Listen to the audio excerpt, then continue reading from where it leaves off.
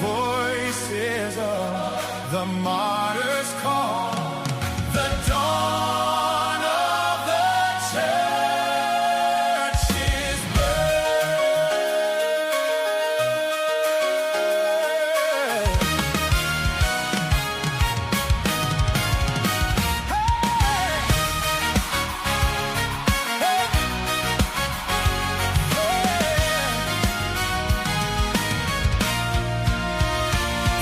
Jerusalem streets, a flame ignites in the hearts of men. Peter's voice bold, unbroken, preaching the word again and again. From Pentecost, the Spirit descends, a torrent of power to loose and bind. The lame shall walk, the blind shall see, the light of Christ for all mankind. Glory for the righteous, the faithful sail, the gates of Hades will not prevail. Through trials and heresies, triumph over lies. The orthodox succeed to heretics' demise. The truth of the word continues to rise. Oh.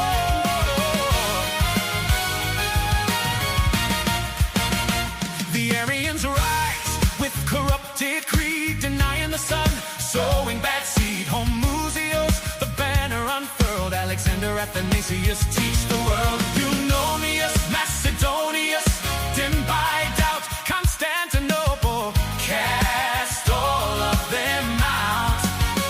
The Cappadocians rose to fight.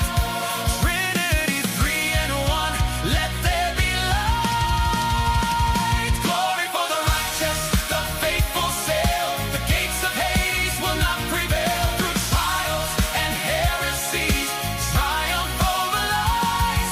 The orthodox succeed to heretics' demise. The truth of the word continues to rise. Nestorius seeks to divide the Lord, but Cyril stands with strength restored. One person of Christ, Theotokos crown, the voice of truth shall resound. Hey! Two natures, divine and man, in Christ united, the eternal plan. Leo's tone, the faithful cheer, the church stands strong, forever clear. Glory for the righteous, the faithful sail, the gates of Hades through trials and heresies, triumph over lies. The orthodox succeed to heretics' demise. The truth of the word continues to rise.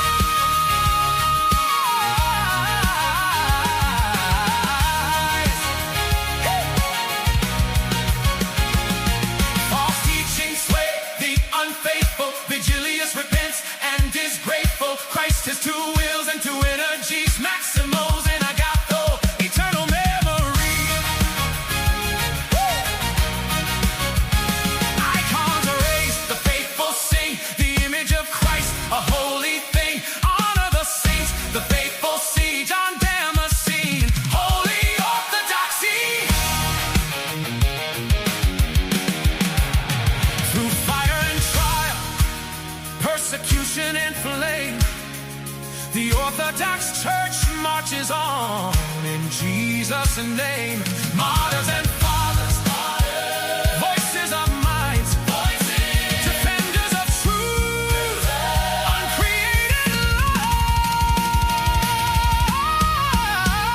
Glory for the righteous, the faithful sail, the gates of Hades through trials and heresies, triumph over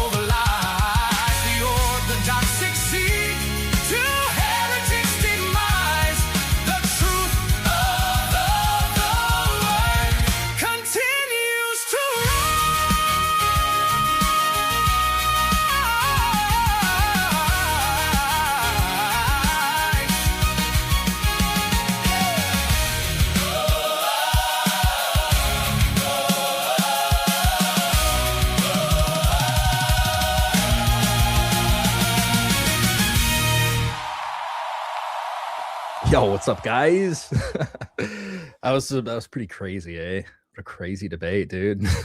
I think it went a lot of places I didn't expect it to go, but yeah.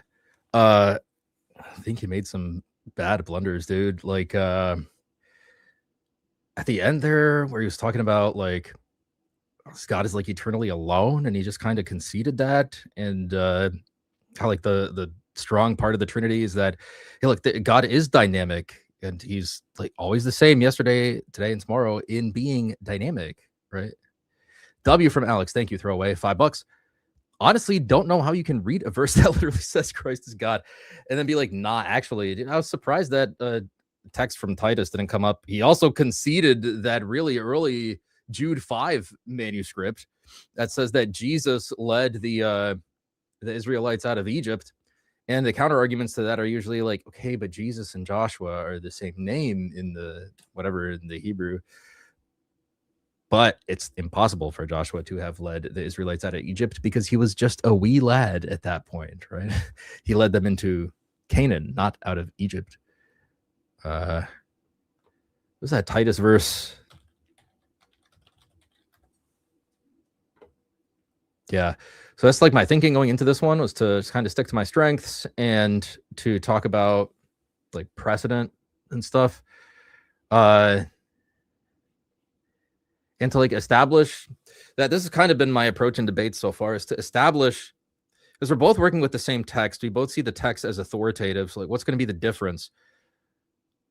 The difference is that I'm trying to establish a historical milieu to where you can only read the text in a certain way, or it only makes sense to read it that way. So like, that's why I brought up Enoch in the Memra tradition. And like, people don't really, like when you start looking into this, you realize that these different words like do really actually mean different things, right? So like the Memra tradition and like wisdom Christology, these are two different things. And I do think wisdom Christology still like gives us everything we need for our Christology, but there's a stronger case to be made from the Memra tradition. Titus 2:13. I'm such a boomer, dude. Bible Gateway. Surprised this verse didn't come up in like the super chats. It's weird because like in the debate, you're thinking like, dude, I have all these proof texts, but then you're like, I kind of want to go down this rabbit hole. Like I should have pushed him more at the beginning of that cross exam on like how many powers are there in heaven. And he changed his mind on whether wisdom is created, and then it kind of came back around in the open discussion portion, where he was saying, yes, God's wisdom was incarnate in Christ, but then he didn't want to concede that God's wisdom is distinct. And then he got really mad, dude. He started melting down when I brought up that point. That was like really weak from his side, I thought. Let me share this tab. I think this is a pretty unambiguous one as well. But he would just say this is like some divine agency, right? So it's almost like, that's why I was telling him, like, we kind of agree on a lot of stuff here. I'm just taking it one step further than he is, because that's what the Bible and the church says. Zoom in. Yeah.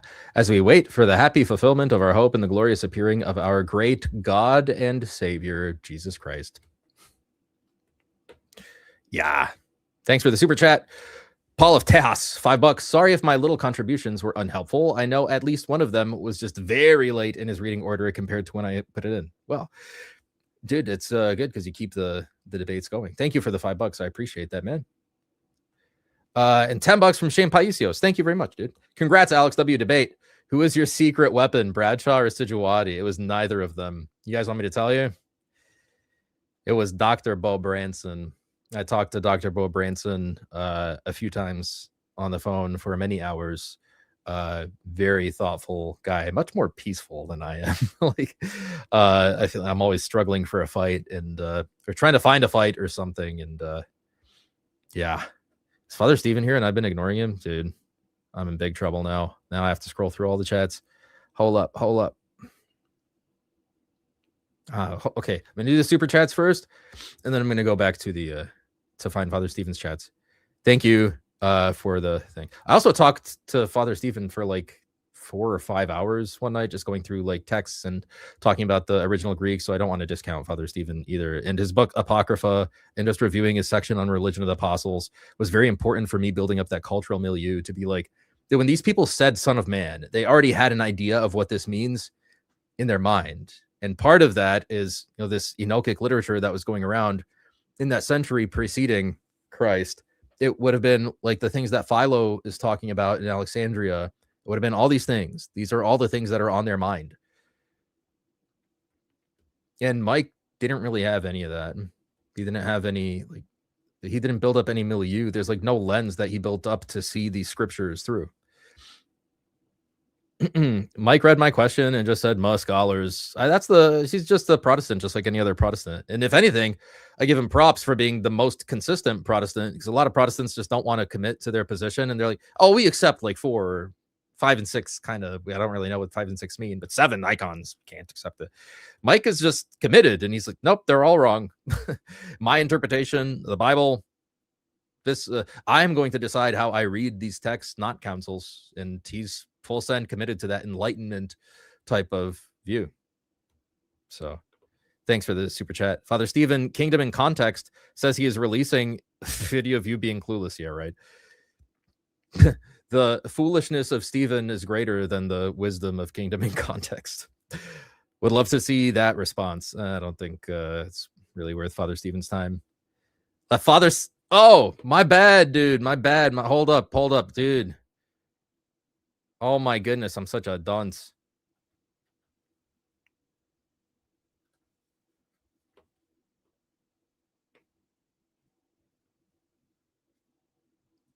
I'm over here just like talking to myself. I'm sorry. The link is in the chat.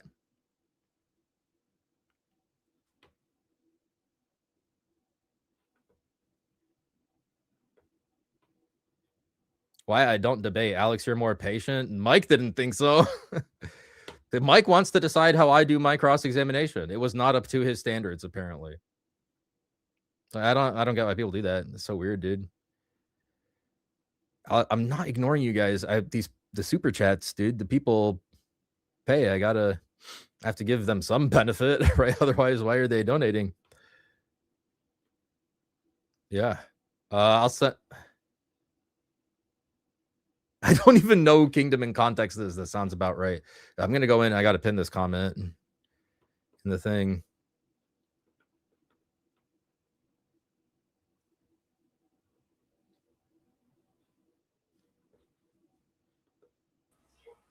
Father Stephen, how are you? That late helped. I think a lot of that, like the Yahid Ahad point, I think was like really useful in the Shema. Read in your book about how 1 Corinthians 8:6 is just a restructuring of it. Like St. Paul is just applying it to God and Jesus. Like all that stuff was like very, very helpful. And then I was able to speak to Doc Branson for like a long period of time. That's good. Yeah, thank you for that connection. Yeah. So I like I said there, I don't know who Kingdom in Context even is. Like I literally have no idea who that is. So. I'm not familiar with them either. Do they wanted to debate me on pronomianism or something? As opposed to is that who that was? That they're the person who wanted to. Yeah. So they're a trans Jew, basically. Yes. He's got a huge channel, actually. I'd do that. 136K subscribers. Yeah, definitely. I'd debate him on pronomianism. I'd do that. I'd just bring Federecci with me.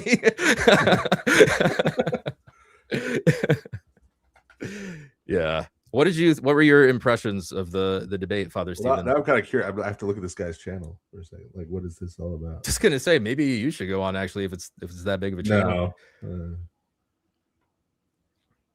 Kingdom in Context. Keeping God's word in the context of his kingdom. Oh, yeah, it's just a trans Jew. Whatever. Okay. Yeah, I don't care. No, like really, that's not like it's one of those things where it's just such a fundamental misunderstanding, right? Yes, and like and it's another one of those snowflake things where, like, even if I totally refute this guy, there's no one else on earth who believes exactly what this guy does. There's still 8 billion others. And every other trans Jew will just say, like, oh, well, yeah, you may have refuted him, but, like, you know, there's nuances to my view. He didn't know the real position. Yeah.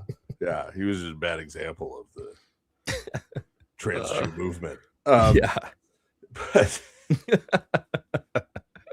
we ought to make a trans Jew flag, just like an Israeli flag, and make the top bar pink instead of blue. I am a fan of this. I think that we should do the branding for for them, right? Yeah, like the same way, like give it to them.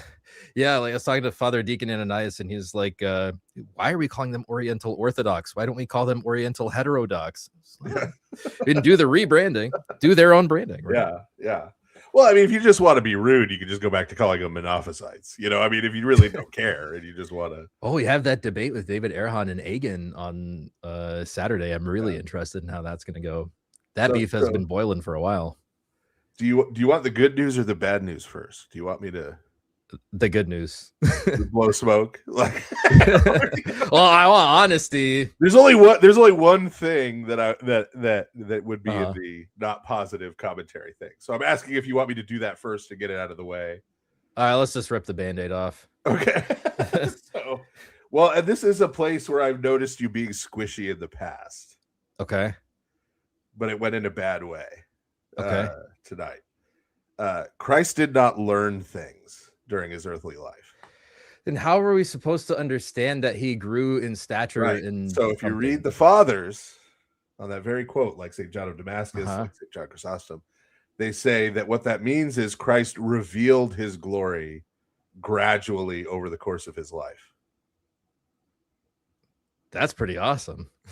Right. Yeah. So like fully at Mount Tabor. It's never right. Yeah. But that over time it was revealed, right? Okay. His wisdom and all of these things, but those were always his possession. So this is when, like, I was kind of in luck that Mike was basically clueless on what we believe, what our position is, because I guess he could have pushed on that. But yeah, thank you for bringing that to my attention. And that's a way better view than I had. It is not an uncommon mistake to make. It's also just it just sounds better. Like, it's just cooler. Like, he didn't learn things. He just slowly revealed his glory to those around him. Like, whoa, that's way better than what I thought. Right? He's always sort of ahead of the game. Yeah. Right? He's a teenager, and he's like, how do I reconcile this with he also knew all men, right? Because that's like, he knows all of them, right? Yeah. So all of these things, and then there's the whole, they'll try and say, oh, well, he didn't know the day of his return. And then you have to point out that's the verb ida, and what he's actually saying, it was not for him or an angel to make known that day that the Father would make that day known. He wasn't saying that he didn't know. Yes, to make known. Yeah, we discussed that one. That's one that comes up with Muslims a lot. Val says, why are you using Greek words that the Bible doesn't have? I can't believe he kind of, he's like, do you see the categories of Usia? Now that we've covered that. Yeah. Right. Like, first of all, you were right that he made no positive case. He thinks he did. He thinks he did. He honestly thinks he did. Yeah, because he thinks all he has to say is the Father is God. Well, the reason is Unitarians all argue this way, that Unitarianism is somehow the default. Mm-hmm. Right? And you could get away with that if you're arguing against like an evangelical or even a James White. Mm-hmm. Right? But especially when you've laid out a case for the Jewish view of God at the time of Christ, which is not Unitarian monotheism, then you can't act like Unitarian monotheism is some kind of default. Yeah. Yeah, it shifts the burden. Right.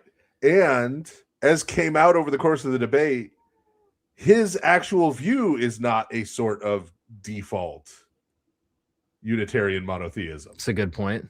Yeah. Yeah, he has a unique view. And so the particulars of his view are also clearly not the default.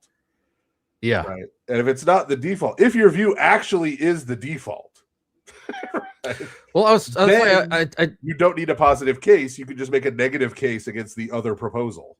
Right. Yeah. But if it's not the default, then you have to make a positive case for your view. Yeah. I'm gonna go through these super chats real quick. $10 from Tepesh, Texas. Great job, Alex. You crushed it. Thank you. Yeah. So he had lost technically by not making a positive case in the opening. So I mean, you didn't have much to rebut. I mean, you did a rebuttal, but a lot of your rebuttal was not rebutting things he said. You had to kind of go beyond what he said because he didn't say enough. Had to set them up and knock them down myself. Yeah. And then his rebuttal was not a rebuttal. It was him taking issue with various things you said during your rebuttal. Only at the very end of his rebuttal did he even touch on anything that you said in your opening statement. Mm-hmm. And then even that, he didn't really rebut. He was just like, oh, I take a view that's related to the two powers in heaven. But then also, I was trying to push him on this. How many powers in heaven are there? And he goes, 1. And then later he was like, I have no problem with the two powers in heaven view. So which they can't both be right, man. The problem is he doesn't actually know Greek. So he's conflating. I said this in the chat, but the chat was a whirlwind of weirdness. So this is why I don't even try. I just use the NET in the footnotes. Yeah. But so he's equivocating on two different words. Okay. When we're talking about two powers in heaven, the word that's being translated as power is exousia. Really? Yes. Okay. Interesting. Not dynamis. Which is power in the sense of authority. Two authorities in heaven. Right. Whereas he was equivocating because he was saying in response to two powers in heaven, he's saying, well, no, there's only one power in heaven, but he can exercise his power in and through humans and angels and agents. That's dynamis. Yeah. Right. That's not what two powers is referring to. That's not what two powers is even talking about. And exousia, the real problem for him is that exousia, the reason it's better translated a lot of times as authority, is that exousia in Greek includes the idea of freedom. In fact, that was the core idea in two powers in heaven. Because we call angelic beings bodiless powers, or the powers and principality. Like the word powers. Yes, dominions, dynameon, thrones, thrones, is used to refer to that. So there's lots of those in heaven. Yeah. 10,000s on 10,000s. Right. Yeah. But exousia refers to freedom to act. That's why it comes across as authority. Right. So it means explicitly acting not as an agent of anyone else. Acting with your own authority rather than purely delegated authority. Yeah.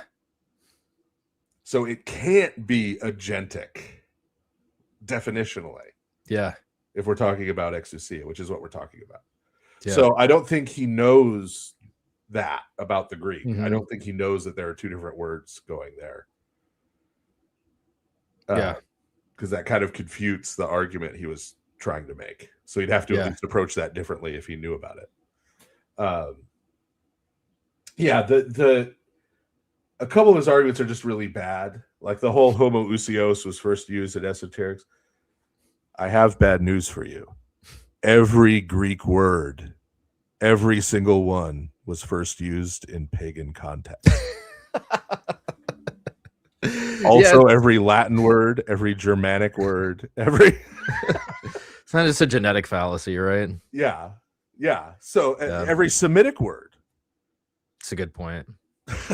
Was used in pagan context before being used in the Bible. Yeah. In fact, the words that Moses used, do we even have them? Yes.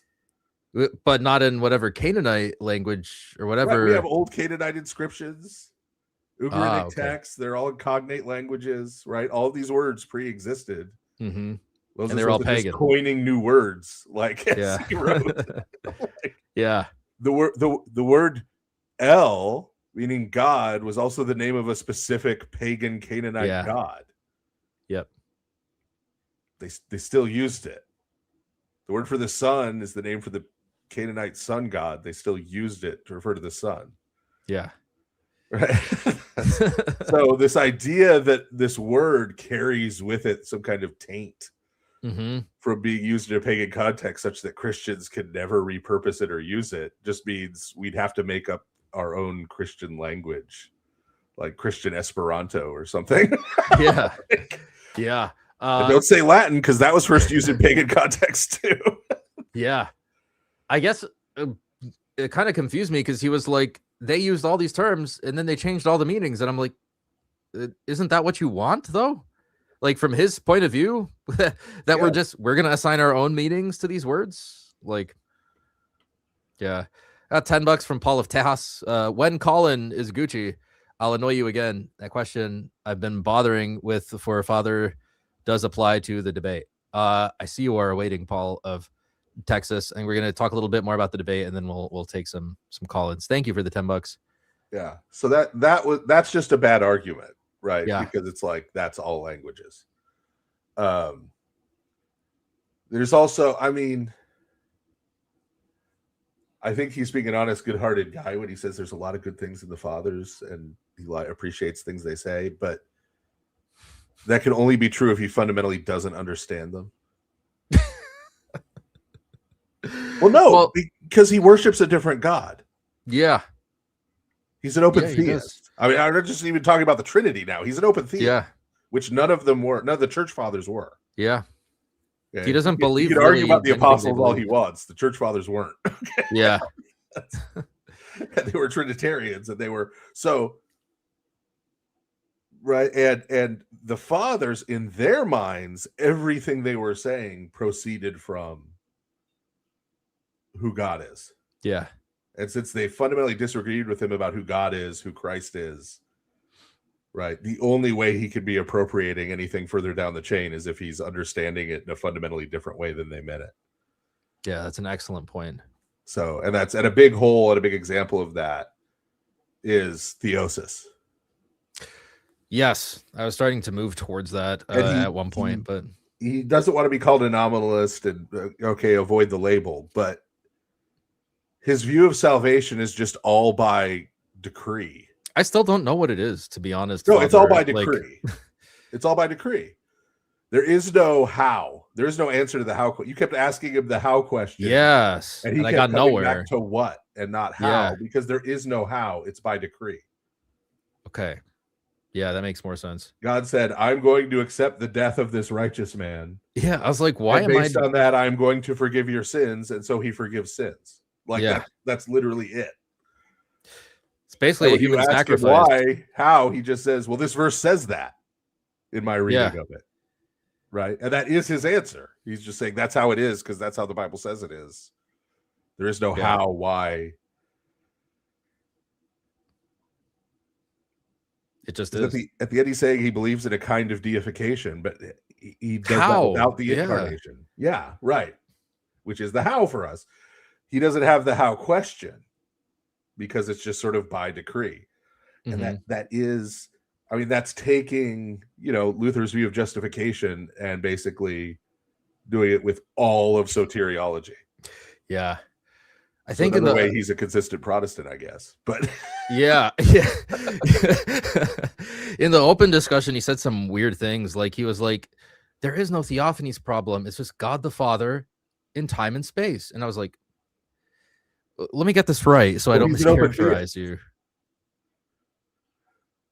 He's an open theist. So time applies. He doesn't believe God is omnipresent. He doesn't believe God is omniscient. He doesn't believe. And he called himself an open theist. So I'm not imputing that to him. I'm not saying you sound like an open theist. He put the label on himself. So yeah. He also said that God's wisdom is incarnate. And I'm kind of pissed at myself that I'm glad that I caught it, but I kind of only caught it towards the Q&A. Towards the Q&A, where I asked him, is God's wisdom distinct? And he said no. And then he said something like God's wisdom is incarnate in Christ. And I was like, but it's not distinct. So like God the Father in his essence is incarnate in Christ. And he got really emotional when I asked him that question. He started acting up a lot. Well, no, he knew you had him. That's why he's not distinct. Yep. Because he knew if you say God's wisdom is distinct in any way, then you have to answer the question, created or uncreated. He can't say uncreated and distinct, because by then that's our definition, view. he also understands that if he says God's wisdom is created at a point in time, that means before that time God lacked wisdom, so he can't do that. Right? And so you backed him into, okay, well, not distinct. Yeah. In the course of argument, but then when he came to positively expressing his position, he just fell back into, his wisdom is incarnate in Christ, without realizing, oh wait, an hour ago I got backed into that corner. Yeah. Yeah, $5 from Leatherstrap. Thank you, dude. Been on a much needed vacation with the wife. Good. So this is the only stream I've been able to catch this week. Thank you for an enjoyable debate. Well, you're welcome. You know, we're striving for edutainment in these things. There's some excitement, and then we learn something. Oh, dude, I'm behind. There's some just normal comments. By the way, yeah. Since he's like, man, he acts like the word prolepsis is a trap card. Okay. Yeah. To speak proleptically. Well, we have a language expert here. I forgot. Yes. Please tell us. Yes. Is to speak about the future,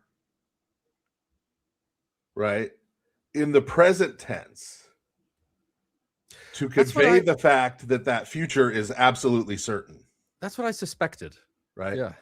It is not, okay, retrojecting something into the past. Yes. Is not prolepsis. So that doesn't work for St. John's Gospel and the glory I shared with you before. I was just sensing it was a huge cope. That's not prolepsis. He can come up with another term, but that's not prolepsis. Yeah, I think that's why my response was like, look, this text says that it's the glory before the foundation of the world. Mike is trying to tell you it's after Christ's crucifixion. Right. So if it was in the present tense. Uh-huh. Right. Yeah, not the past. I am returning to the glory we share. Right. Yeah. He could say, oh, this is prolepsis. Yeah. Right. Because it's certain that he's going to achieve after his ascension. But prolepsis, you don't retroject things into the distant past. Mm-hmm.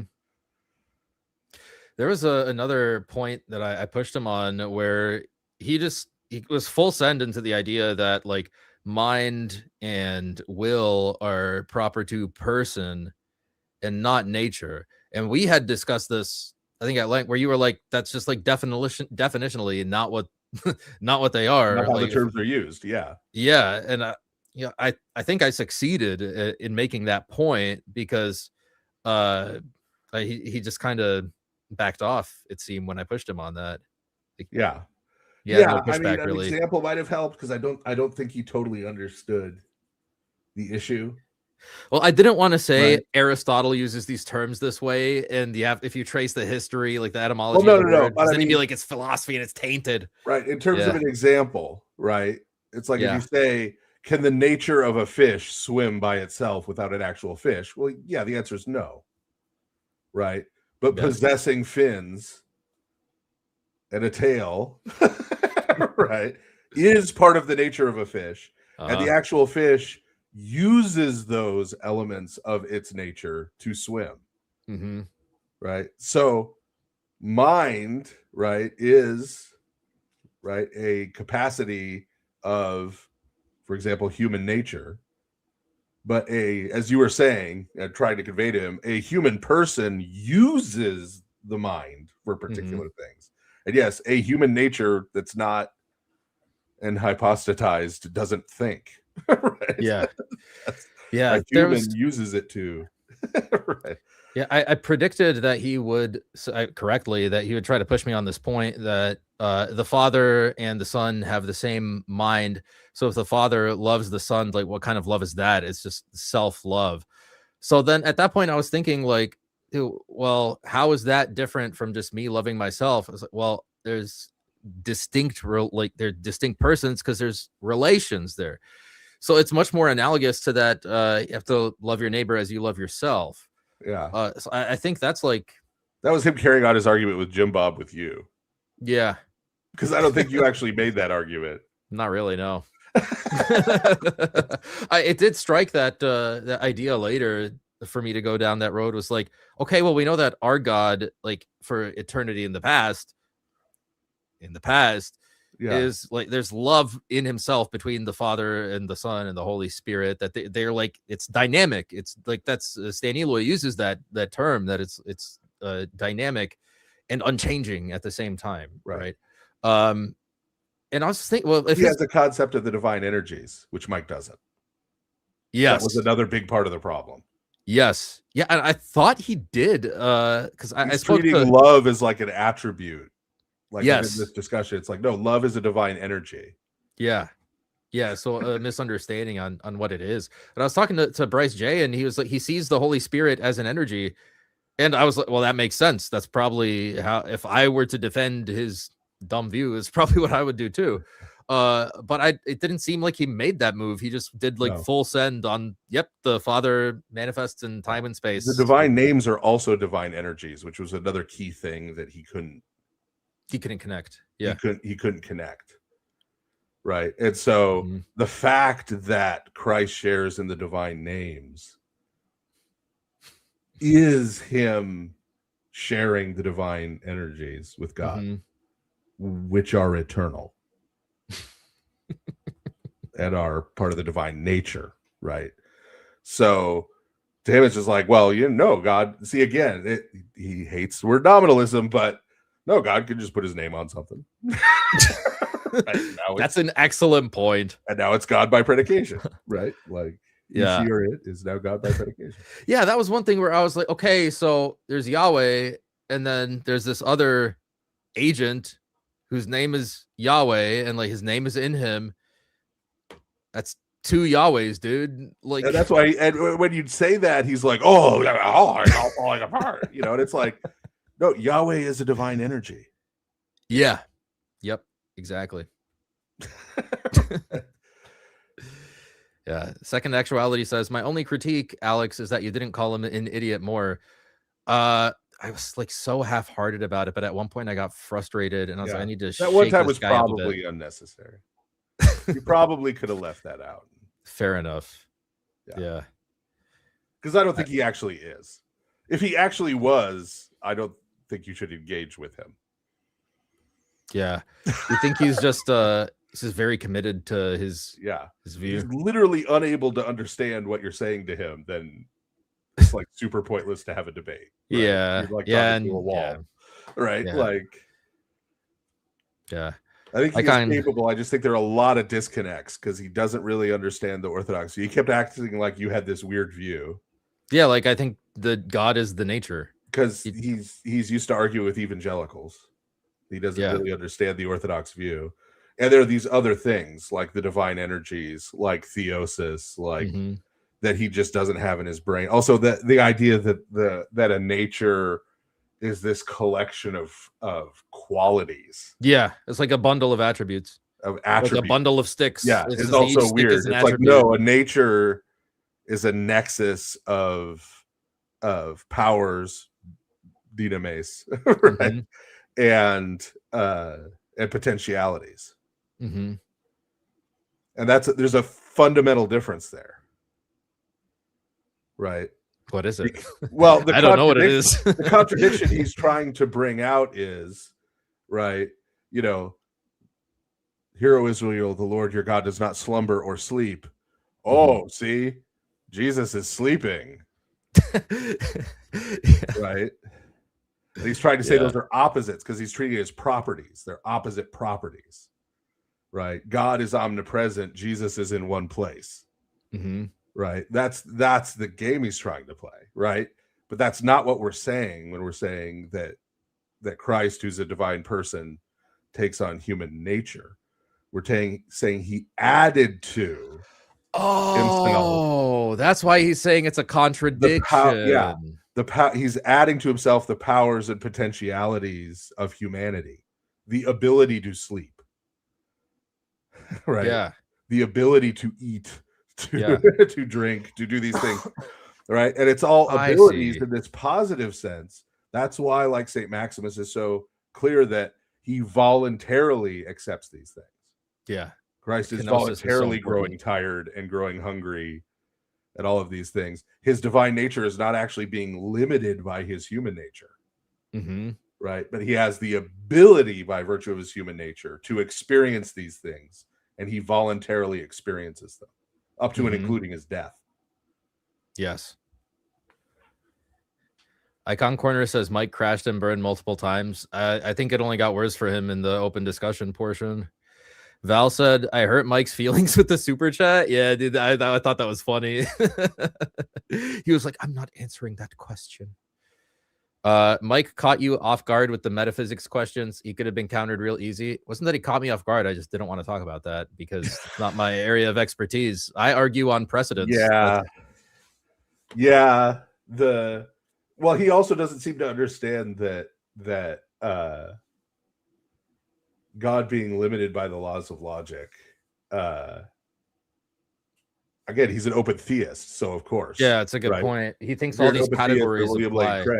So he is the source of the laws of logic. What do you mean he can't suspend them or violate them if he wants to? Like, right. And he doesn't understand. So, and I don't know if you could have understood if you explained this to him on this point, but like the reason God can't lie is that as soon as God says something, it becomes true.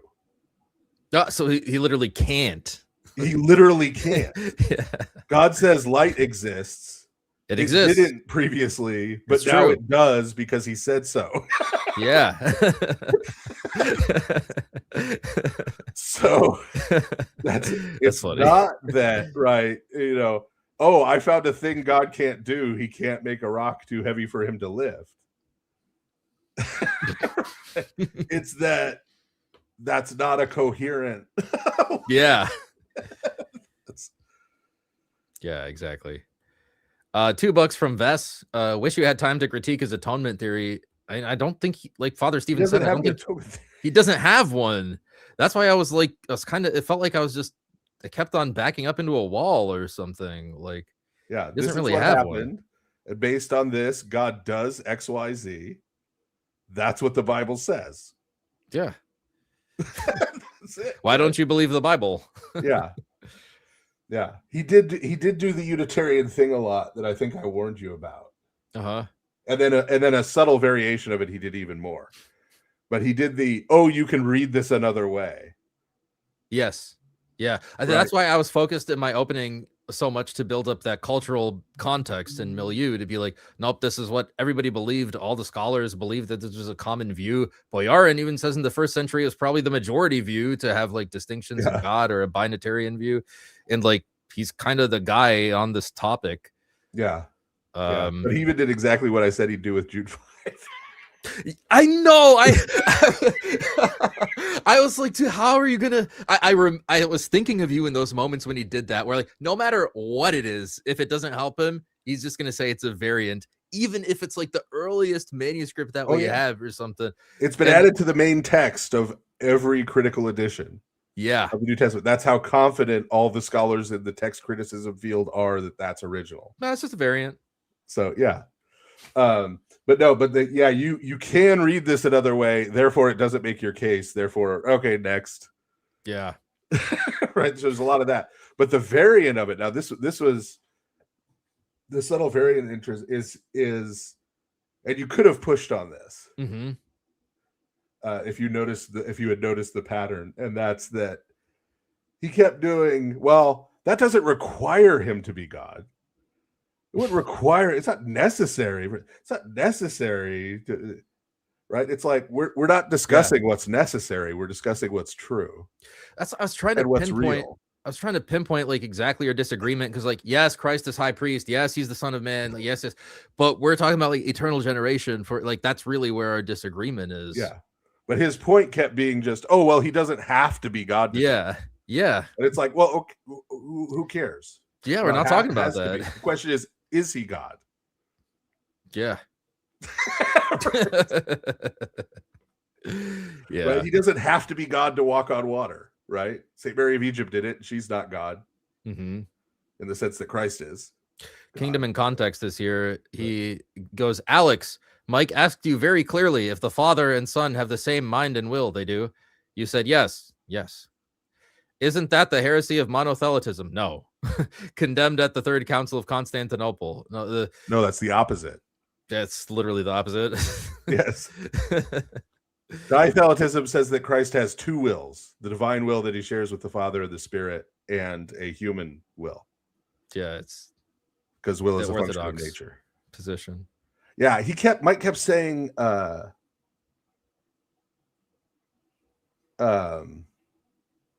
he wasn't equivocating between mind and consciousness. And then he would immediately say Equivocate. mind implies a center of consciousness. Yeah, it entails And I'm it or like, something. yeah, so you're saying the two, you're equivocating between the two. No, I'm not. Tried to fight me so hard No, on I'm that not. too. I was It's surprised. just one requires the other. What? I think it was when I made a good point, he started getting like super emotional and defensive and wanted to move on. I think that's what it was. But yeah, that I was just like, no, you're saying that they have one mind means they have one consciousness, and we're saying no, they have one mind, right? Mhm. And we don't know what the consciousness of God is like. Yeah. Everybody needs to be apophatic on that. It's shocking to me that was like he didn't want to concede that. Like, you're telling me you know the consciousness of God, then I guess he's not God. Right. That's true of By humans, definition. at Yeah. least. It's true as far as we know of animals. Mm-hmm. We don't even know how true that is of angels. Mm-hmm. How independent their consciousness is from the consciousness of other spirits. Yeah. We don't know that. Mm-hmm. Or what that's like. So we are making no assertions about God's consciousness or Christ's, right? Like the incarnate Christ consciousness. Christ consciousness, New Age. Yeah, we're not into that whole hippie thing. Yeah. Campo Mambo 499. Father bless, on Christ learning obedience, is it not accurate to say Christ learned what it is to be human by becoming a human? Almasih. Truly he's risen. I don't think you can say that the divine mind learns things. Well, no, that's in Hebrews. Hebrews says that he learned obedience. Mm-hmm. And the word in Greek that's used there for obedience is ipokouon. Mm-hmm. Look at that memory recall. Wow. I'm impressed. I mean, you it's really good, but for some reason that one impressed me. Like, I don't know. And that word in Greek literally means, I mean, you can't do this with all etymologies, but it literally means to hear from above. So it's obedience in the sense of coming under authority. Mm-hmm. Right. So like parents and outside of the incarnation, Christ was not under authority, right? Within the economy, right, of the incarnation, he came under not only the Father's authority, right, which was another issue in the debate, distinguishing between the ontological and economic relations in the Trinity. This is something St. Basil emphasizes in his Against Eunomius, that distinction between theological and economic. Right. And so I know some things. What's true in the economy does not imply an ontological difference. But yeah, so within the economy of our salvation, Christ comes not only under the Father's authority, but his earthly parents, right? Mm-hmm. To some degree, even the Pharisees. Yeah. Right? To some degree, right? Because he becomes man, right? Which is something he was not under authority previously.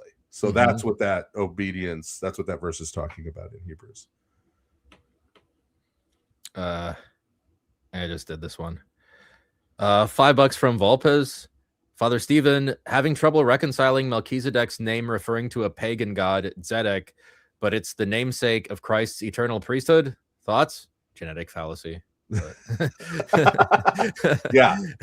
Well, so the interesting thing is Melchizedek, even though his parents, right, the previous king, presumably of Shalom, who gave him that name, named him after a pagan god, he was not worshiping a pagan god.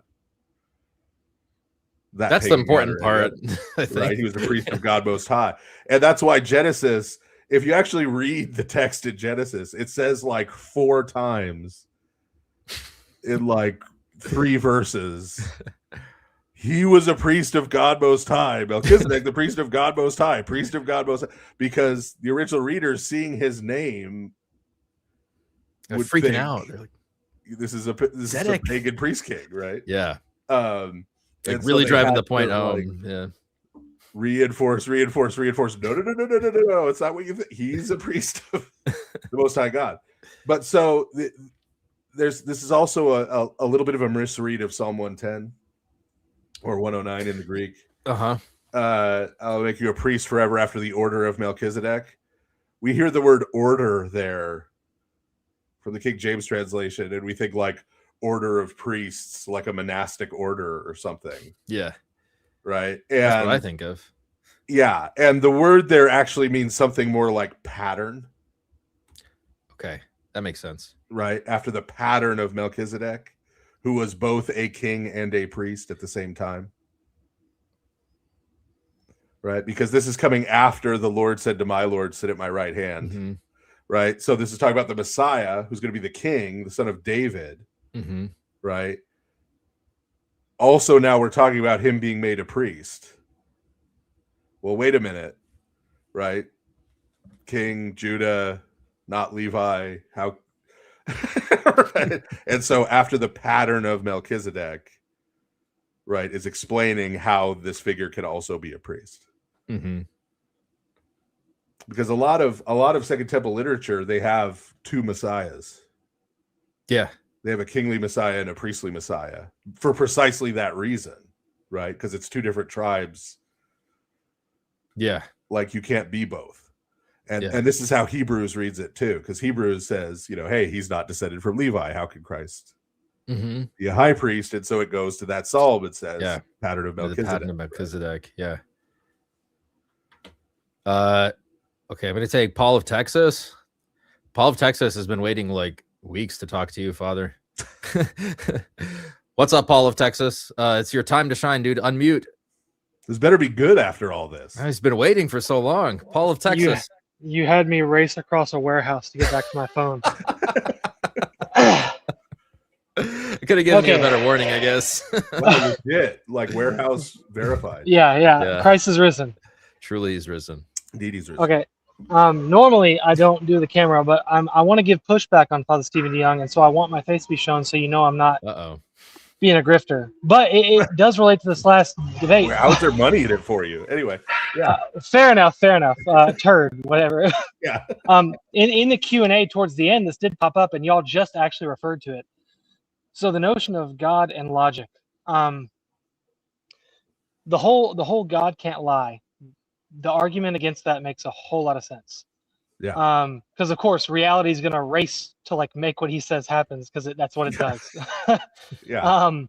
But the question he did put forward, whenever I was spending a long time trying to get into the mind of an atheist, like earnestly, the idea of can God lift a boulder so heavy he can't lift, like, yes, it's incoherent, but I didn't then take that as like there's not some answer to this. So I feel like it's more of a philosophy of language question. Well, maybe, and because I kind of did do like a little dip out in my attempt to resolve it. So the way I looked at the way we talk about omnipotence, I was like, well, maybe instead of thinking of that as the power to do all things, we should look at that more in terms of like the Old Testament idea of Almighty. Like, so he has all might. So he possesses the power to do all things that are mighty. And it would be self-defeating to create something so heavy you can't lift. We even look at it apophatically and just say that there are no limitations. Yeah. There's no limitations. But the Almighty is true. Yeah. I mean, the reason I think the rock thing, right? I mean, if you really want to dig into this, I mean, what are we really saying here? Could you make a gravity well so deep? Yeah. You know what I mean? Like we're assuming heavy. We're assuming. Yeah, there's a whole bunch of like tiny constituents for him that just don't matter. Yeah, that's why I say it's incoherent. Is that it's like you're applying a bunch of weird scientific categories in a weird way, right? Yeah. And God doesn't operate right? He's not within those structures of creation. He supersedes them. Yeah. Right. He's Okay. not bound by that. Right. Including what we would call the laws of logic. Now, we can't conceive of a universe in which the laws of logic were different. Mm-hmm. Because we are created beings who exist within this universe where they are all true. Right. So we can't conceive of how God could create a universe where 2 + 2 = 5. Mm-hmm. Right. Yeah, We or can't even triangles conceive of how or that's square possible. or circles, rather, all that Yeah. stuff. But that doesn't mean it's impossible from God's perspective. It just means Yeah. that we as beings living in such a universe where that's impossible can't conceive of it. Okay, so now here's the kind of like background issue that I had with this. Not that I have an issue with it personally, but that if I were to encounter somebody who really pushed me on this point, I wouldn't know how to answer. And maybe that's fine because, again, I'm not in the debate world, thank God. But so kind of like qualified with the additional statement that forgive me, I can't remember which apostle says it in the epistles, but that God can't deny himself. So there's still some kind of like at least a language idea that there's something God can't do because of who he is. If God is subject to, well, he's subject to nothing, but like, so whenever I say if God is subject to no laws of logic whatsoever, what I'm really trying to chase there is, so if there are no laws of logic that are not just like rules of the creation, but are like necessary entailments of him being who he is in relation to his creation, if there's none of those and who he is just completely divorced from the creation, even to that degree, then what is to stop the notion of the argument up from like a Calvinist position of saying that God could cook up a unique set of logic for every individual person in such a manner as to save anybody, no matter where they stand, without it being forceful, without it being anything? And in that kind of a realm, if that's possible for him, especially, how do we not go the route of saying that then it's more or less the Calvinist route of God lets people, not even lets them, but he does decree some people be saved and some not. If he has such an extreme sort of liberty with like every aspect of reality all the way down to the bottom, I had always assumed that maybe it's just because he is who he is. Like, for instance, the way we understand love, it's not real love if you can't choose it. Have always viewed that as a necessary entailment logically, but like a super foundational aspect of logic of being who he is. But if he can like overturn any of those things, then what's to stop a Calvinist from like having us to where we just have to go, sorry, I don't know. Right. Well, we do have, I mean, apophaticism is saying, sorry, we don't know. Right. So we reach points where we have to say that. Right. Yeah. And a lot of the why questions of like providence, we do end up there. Right. I mean, I would agree with Cap. If God wanted to have just created a universe of robots, he could have created a universe of robots. Mm-hmm. Right. Yeah, absolutely within his capability. Yes. But he didn't. Right. So this is again this necessary possibility. Sure, things are possible. Right. God could do them. He didn't. Right. And the way the fathers talk about this, I think, is important because they don't get into this whole possible necessary thing. Like what they're talking about, one place where this really comes out is there's a whole debate surrounding around the time of Anselm of Canterbury around the necessity of the atonement. Was there some reason that God had to do it the way it was done? Right, that Christ had to be crucified and this had to happen exactly this way, right? Or was this the way God freely chose to do it? Right? Could he have done it another way? If so, why didn't he do it that other way? Right? Why did he do it this way? If it was necessary to do it this way, why was it necessary? How does that impose necessity on God? So there's this huge, wide-ranging Anselm, his perspective was what came to be called consequent necessity. Mm-hmm. Meaning God didn't have to do it that way until he decided to do it that way. Then it had to be that way because he had decided to do it that way. Yeah. Which, I mean, that sounds a weird way around the question. But the fathers, when they talk about why something was fitting. You'll see this language a lot in the fathers.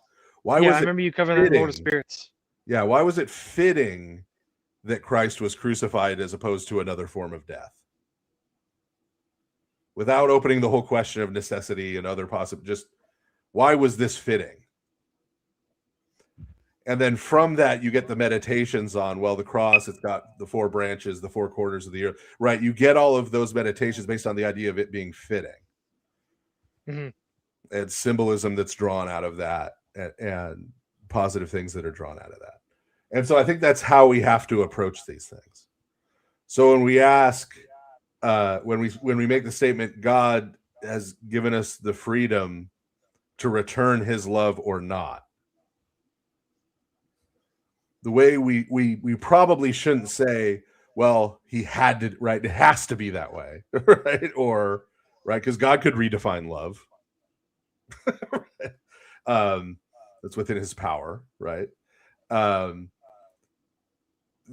Especially for us humans, he could redefine what love is for us if he wanted to, right? It's to say it's fitting that he allowed us that freedom to love him in response. It is fitting and good, right? That he has done it this way, rather than speculating about how else he could have done it, or why, trying to intrude into his mind, which we're never going to do, right? Yeah. And sort of the whole point of the book of Job, right? Is, you can't understand this even if I tried to explain it to you. Right. So I think that's more the key, right? And yeah, it's a reality-based approach. Rather than right. And so even when you're talking about the laws of logic, coming back to that, I mean, they are what they are. We can hypothesize, could they be otherwise? Right. We can say they don't limit God because there are no limits on God. Right. But they are the laws of logic, right, within the universe in which we live. Yeah. And in which we operate. Now, I'll also add here, maybe somewhat controversially, because as Mike mentioned in the debate, there are other people. Indeed. This is true. There are other people. That's it. He denied there were other people in the Trinity, but it's just one lonely God not doing anything. For eternity past, within time. That's the other crazy thing. Yes, I forgot that. Man, if I would have tied that in, that would have been experienced an infinite succession of moments before creation. Because time applies to him as a category. Yes. Oh my goodness. Even though he had no beginning. What a horrible doctrine of God. So within his one divine consciousness, he had experienced an infinite succession of moments. It's horrible. Before creation. Anyway. That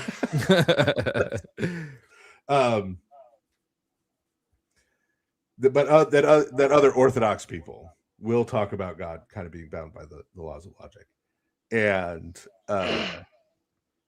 they might nuance that. I don't know. I haven't had a conversation. I know who a couple of those people are. I haven't ever had a conversation with them about it, but I may have an actual disagreement with them in the sense that the folks I'm thinking of tend to be very positivist about the laws of logic.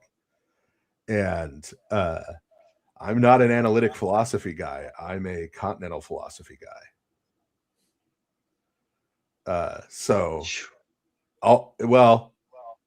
We start talking about the law of identity, and I'm like, have you guys read Hegel? You know that A is also not A, right? No, now you lost me. even whenever the Mike guy was talking about identity, some of the stuff that he was talking about, I was just like, I know I'm not formally trained, but like the train left me at the station just looking around. Right.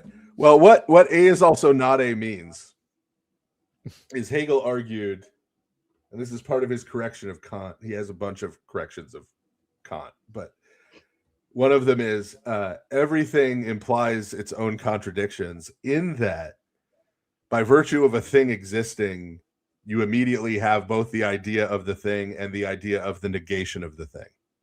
So is this why he had the issue with Christ having both divinity and like a created nature? He sees them as dialectics. Well, I think the problem is that he doesn't see the dialectics. Yeah, actually, if we're gonna be precise here, right? Yeah. So for example, this is the whole thing with sin. This is the whole thing with sin. So you get to, this is a place where I think I'm not a Hegelian, right? But there are places where I think Hegel's helpful, right? The tree of the knowledge of good and evil, right? So before eating of it, humanity does not have the knowledge of good and evil. Specifically, they don't have the knowledge of evil because they know God. God is good, right? So they don't have knowledge of evil. Okay. And presumably we can say at least something similar, if not the same thing, about angelic beings before the devil fell, right? That they had knowledge of good, their creator, but until that happened, they didn't have the knowledge of evil, right? And so you get into this, well, did evil exist, right? And what do we say in response to that? We talk about evil being a privation. Privation. This is where Hegel's helpful. The existence of God, right, implies, right, the idea of negating God, which is all that evil is. Yeah. It's just a not A. Right? If God is A, then evil is just not A. Right? But you could say not A. You could put the Hebrew lo, no, not, right, in front of something and negate it, right? Which, so is this how creation kind of stands in betwixt, at least throughout the process? Yeah. Like that which is not God, but is of God, and like where do we end up? Yeah. In what way did evil exist before the knowledge of evil? Or how could God have had the knowledge of good and evil before anyone did evil, since God never did evil? Yeah. Humanity came to know evil by doing evil. This is my favorite part of apathetic theologies. I don't need to know. Right. And so, yeah, right. And so the devil came to know evil by doing evil. God knew what evil was without doing evil. Well, so if that's the case, if the devil came to know evil by doing evil, how do we understand that aside from the idea of him like stumbling into it? And I mean stumbling not in the way that we talk about like sin being stumbling. I mean like a kid trying to walk and then they fall, like right. like a toddler. He negated the will of God. Crazy. So if I mean analogies all fall apart at some point. But I had God just commanded him like to do something and he refused. So he like said if you no. tell the kid don't touch that stove and then they smile at you and they go to touch it. Yeah. Yeah. You just say no. You just negate, right? And that negation is not a thing. It's not a separate thing. It's just a negation of what is. Mm-hmm. But Hegel's point is that it's always carried along with what is. So for any A, there is also a not A, and the not A is a part of what it means to be A. Yeah, it's a parasite. It has to. Yeah. Okay. I mean, this definitely leaves me a lot to chew on. I actually do, based on where you took this, I do have a much bigger question that I want to ask you, but it is off topic, and I also fear that it's just not helpful for anybody else to hear. So. Okay. Right, we can save it. All right, thanks for calling in, Paul. I will appreciate also point Thank out you very much. Mike's worst equivocation. Yeah, he equivocated between Batman and Man-Bat. he did. He was starting saying bat nature, and I was like, Batman buddy, does not possess a bat nature. Does not possess a bat nature. Man-Bat, Kirk Langstrom, after drinking his Man-Bat serum, was transformed into a creature both human and bat. That might have been his biggest blunder. So yes, he equivocated.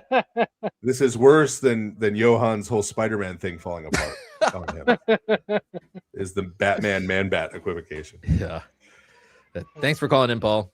Thank you very much. Yeah. Yes. So it is Man-Bat who possesses the Chiropteran nature. Not Maybe Bruce Wayne. some super chats and then some callers. $10 from Leatherstrap. Mike has the same view of person that William Lane Craig has. Person equals center of consciousness. Yeah, that's these people just change definitions. If you agree with William Lane Craig on any aspect of the Trinity or Christology, you might also be a heretic. That should be a red flag. For No, you, if you agree with William Lane Craig about anything, you are a heretic. It doesn't have to do with theology. He is fractally wrong. Every little piece of his theology is just as wrong as the whole thing is. There is no correct part. He took correct theology, and it's just all not A. Like the whole. That's the thing. It's like you're just gonna take every part, like every council, and just no. Yes, I'm gonna go the opposite. Every Christian teaching one at a time. Yes. I think he does have one mind. Yes. God exists within time, according to him. That's so crazy. There's no humility in that. God is a composite of the three persons. Doesn't that mean that he's circumscribed by something? Time? Yes. Makes him circumscribable. With Gregory of Nazianzus says, like, if he's circumscribed by anything, then he's not God. It's kind of by definition. Yes. Troy for $10 says, when he asked, can a triangle and a square share attributes? I didn't even let him finish that question. I don't think. I was like, that's not analogous. Next. Yes, in a pyramid. The solution is on a higher dimension. Same with the circle and a square in a cylinder. I see where you're going with this, but my rebuttal is, then it wouldn't be a triangle and a square. It's just a pyramid because it's in a different dimension. The real problem there is a category error. Yeah. Because he says, can the same shape be a triangle and a circle or a triangle and a square? Yeah. Right. But those are two different types of shapes. Yeah. So there's a category shapes. Within that are different shapes. And he's asking if they could be two of those at the same time. Yeah. There's not a category persons. Yeah. And then under that, there are divine persons and human persons. And I guess maybe canine persons and feline persons or whatever. Can you be two of those at the same time? That's not a valid person, is not a valid overarching category that includes the divine and the human. Yeah. Alex Jag, $10. Jeremiah 31:9. God declares Ephraim is my firstborn, even though Genesis 48 shows Manasseh was Joseph's firstborn. Esau was the firstborn. Ishmael was the firstborn. Yeah.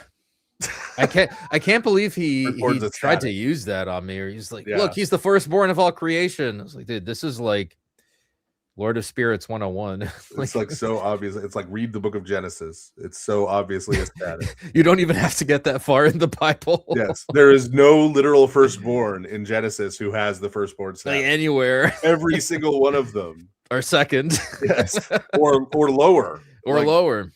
Levi and Judah are like third and fourth. Yeah. Thank you for the super chat. Orthodox Tony, you asked if God's wisdom is created. He said yes. Yeah, and then he did a take backsies after that. Yeah. But in the sense that you mean, I think no. Yeah, because he realized you were about to say, so he didn't have it? Yeah. How can you? I should have pushed him more on that and just been like, how can you say in any sense that it's created? Like, I don't know. Yeah, that's a good catch there, Tony. Darth Jeff, good to see you, man. Thank you for the $10. Appreciate that. Father Stephen seems wonderful. Bless you both. He is wonderfully horrible. People look at me and they wonder. They wonder many things. $5 from Preston Walker. Alex and Father Stephen, who are your favorite scholars and what are good scholar books for church fathers so I don't interpret them myself? Father Stephen, when book out? When does your Atonement book come out? My favorite scholars? Well, of course, my guest, Father Stephen, Bradshaw, Branson. I feel like that's kind of the the trinity of the main, like the bulk of my consumption. It's like If you're talking about Branson. patristics and you're talking about the interpretation, Oh yes, like stuff like McGuckin's book on Saint Cyril and the Christological controversy is good. He also did a biography of Saint Gregory the theologian, Saint Gregory Nazianzus. That's excellent. I'm really partial to Peter Brown's biography of Saint Augustine, but I know some Western Rite clergy who really hate it, which may be another point in its favor. I don't really have commentary on patristics. I like Sashinsky's like topical stuff on like the Filioque and the papacy. Yeah, I'm trying to remember who wrote. There's a really good biography of Saint John Chrysostom. See, to me, I'm not into secondary scholarship on the fathers. That's like, okay, I'm going to interpret what they mean by this and that. Mm-hmm. I'm interested in context. That's why I tend toward biographies. You know, getting the historical Makes setting, sense. Yeah. and that kind of thing to frame what they said. I Who think was that's this the best person? guide Yeah. to interpreting them correctly is to have the context. Yeah. The chat says obviously Bart Ehrman. No. He is a Obviously friend of the not. show on Lord of Spirits. That's true. He's invited anytime. Yes. We came really close at one point to getting him on the show. Actually, Yes, we actually what's did. what's the plan? Is it just to Didn't like work out yet. shoot the breeze, or Yeah, just I work don't on him? actually dislike him personally. he seems honest? There are a number and- of things I yeah. respect about him, actually. Yeah. The biggest one being he's one of the only scholars I know of who's willing to publicly change his mind on significant points. Mm-hmm. Yeah. It Most of seems these he's guys will open to like that. go to the mat that like everything they ever wrote was correct. You know, you could bring up like your dissertation 30 years ago, you said da da da, and they'll like defend it. Tooth and nail. You know, even if scholarship has moved past it in the last 25 years to the point Yeah. that it's silly, they'll still. Well, didn't he recently admit like high Christology in the New Testament? Yes. So that's a big step, I think. Yes. Like, I mean, significant things. Yeah. Right. He's, so that I respect the heck out of that, being willing to say, no, you know what? I think I was wrong about that before. Yeah. You know, even if I think he's still wrong, I respect the fact that he was willing to take on more data and Yeah. revise his Reassess. position, you know, Yeah. and be public about it. Yeah. And he gives a ridiculous amount of money to charity. Like most That's of his online presence, he gives all the money to charity. So he is like the anti-grifter. Like Anti-grifter supreme. so I respect that, right? I mean, when you've got a guy who's basically an agnostic who gives more to be, and it's like legit Yeah. charity. It's like digging clean water wells for people in Africa. and Yeah, stuff, it makes right? Like, kind of it's makes like, us reassess. Like, if we're Christians, we should be living at a higher standard. yeah, when it yeah. comes to that. So I respect and give him credit for that, right? I'm very critical of a bunch of his positions, obviously, but there are things I respect about him as a person. So I'd be happy to talk with him and talk about stuff we disagree about and agree about. Yeah. We're gonna pull up Charlie. What's up, Charlie? Hello, Father How you bless. doing, man? I'm doing well. So, I actually ended up missing the debate, so I'm calling in as like. How dare you? I know, awful On of behalf me. of Alex and all of us, frankly. I should have dropped everything. I know, I failed everyone. I'm so sorry. I did comment. I did catch a few minutes, and I commented at the very end, uncontested Alex W. Just assuming. Thank you. Of course. But we do if I need to say, you let us all down. But most importantly, I think you let yourself down. Oh, very much so. I will now proceed to pursue Latin style penance for the next, decade. Yeah. Oh no, not the Latin style, Celtic style. That's, I didn't even want to ask, honestly. Yeah. Yeah. But I was wondering if I could. Obviously, I know you guys just wrapped up the rock conversation, but God creating a rock he can't lift. I was wondering if I could offer a Johann style argument against that. is this going to involve Okay. Spider-Man in any way? It will involve Superman. Superman. Okay, let's get the ball rolling. Right. Let's do So it. if I am like the author of Superman and I'm writing a comic and someone asked me, can Superman ever beat you in a fight? Well, no, because no matter how powerful I make Superman in this comic, ultimately it is a created thing compared to me, the thing that created it. So like God being uncreated cannot create something therefore on the same level as uncreated.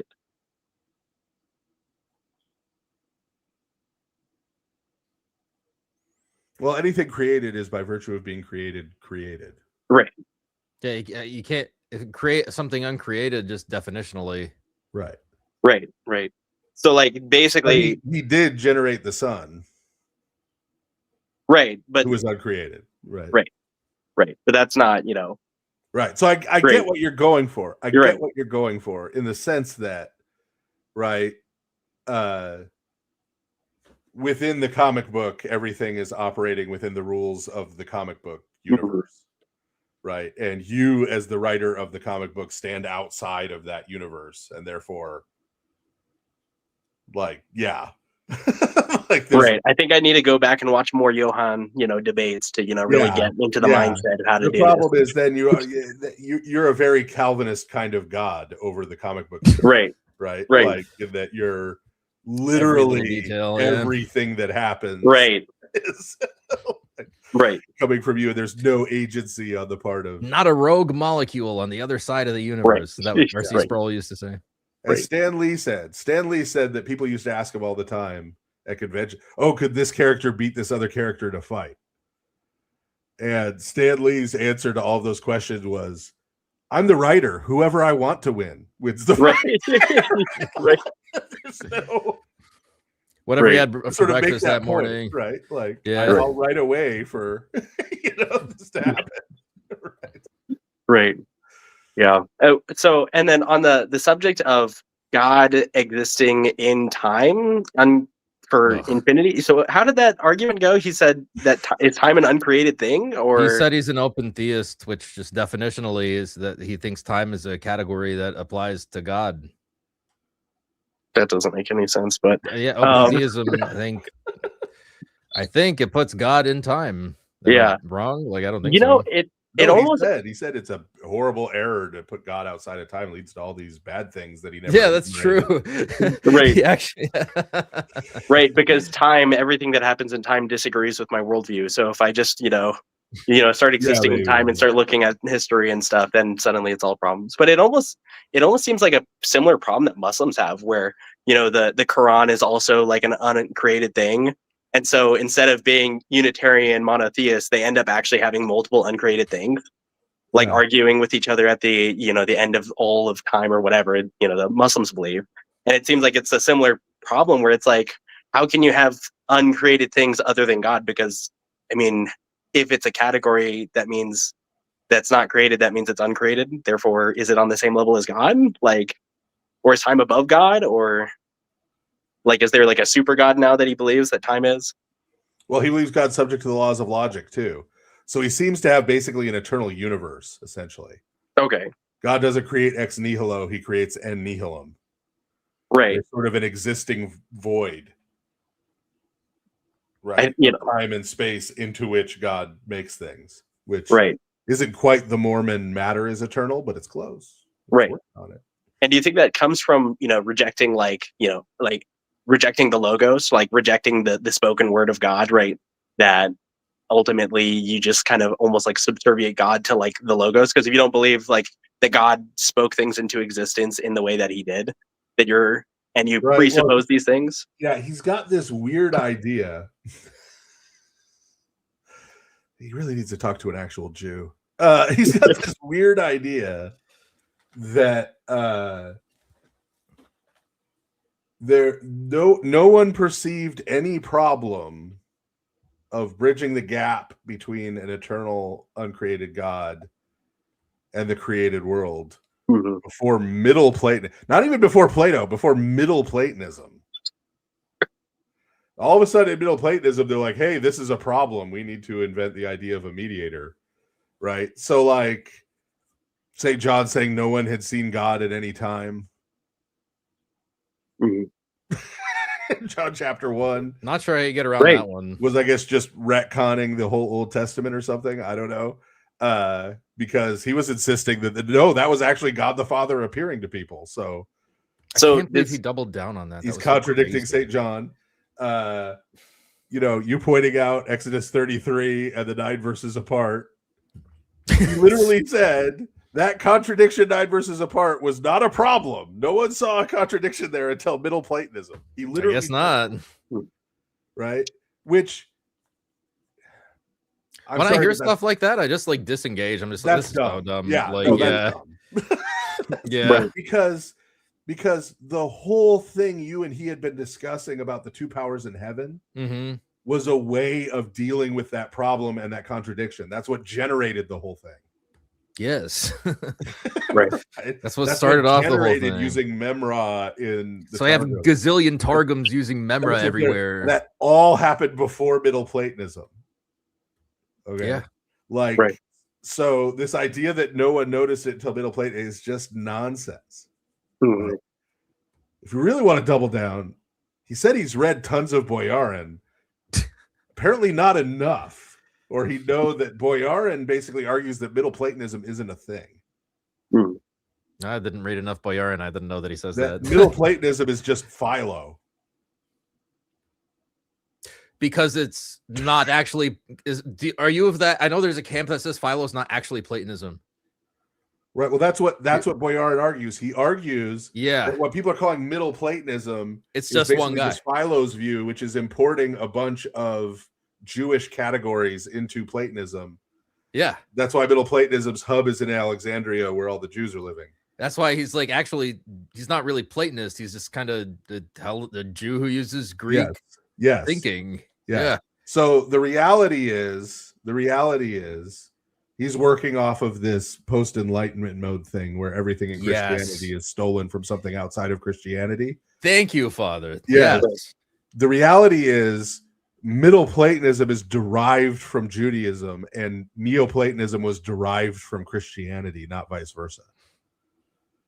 Right. So, yeah.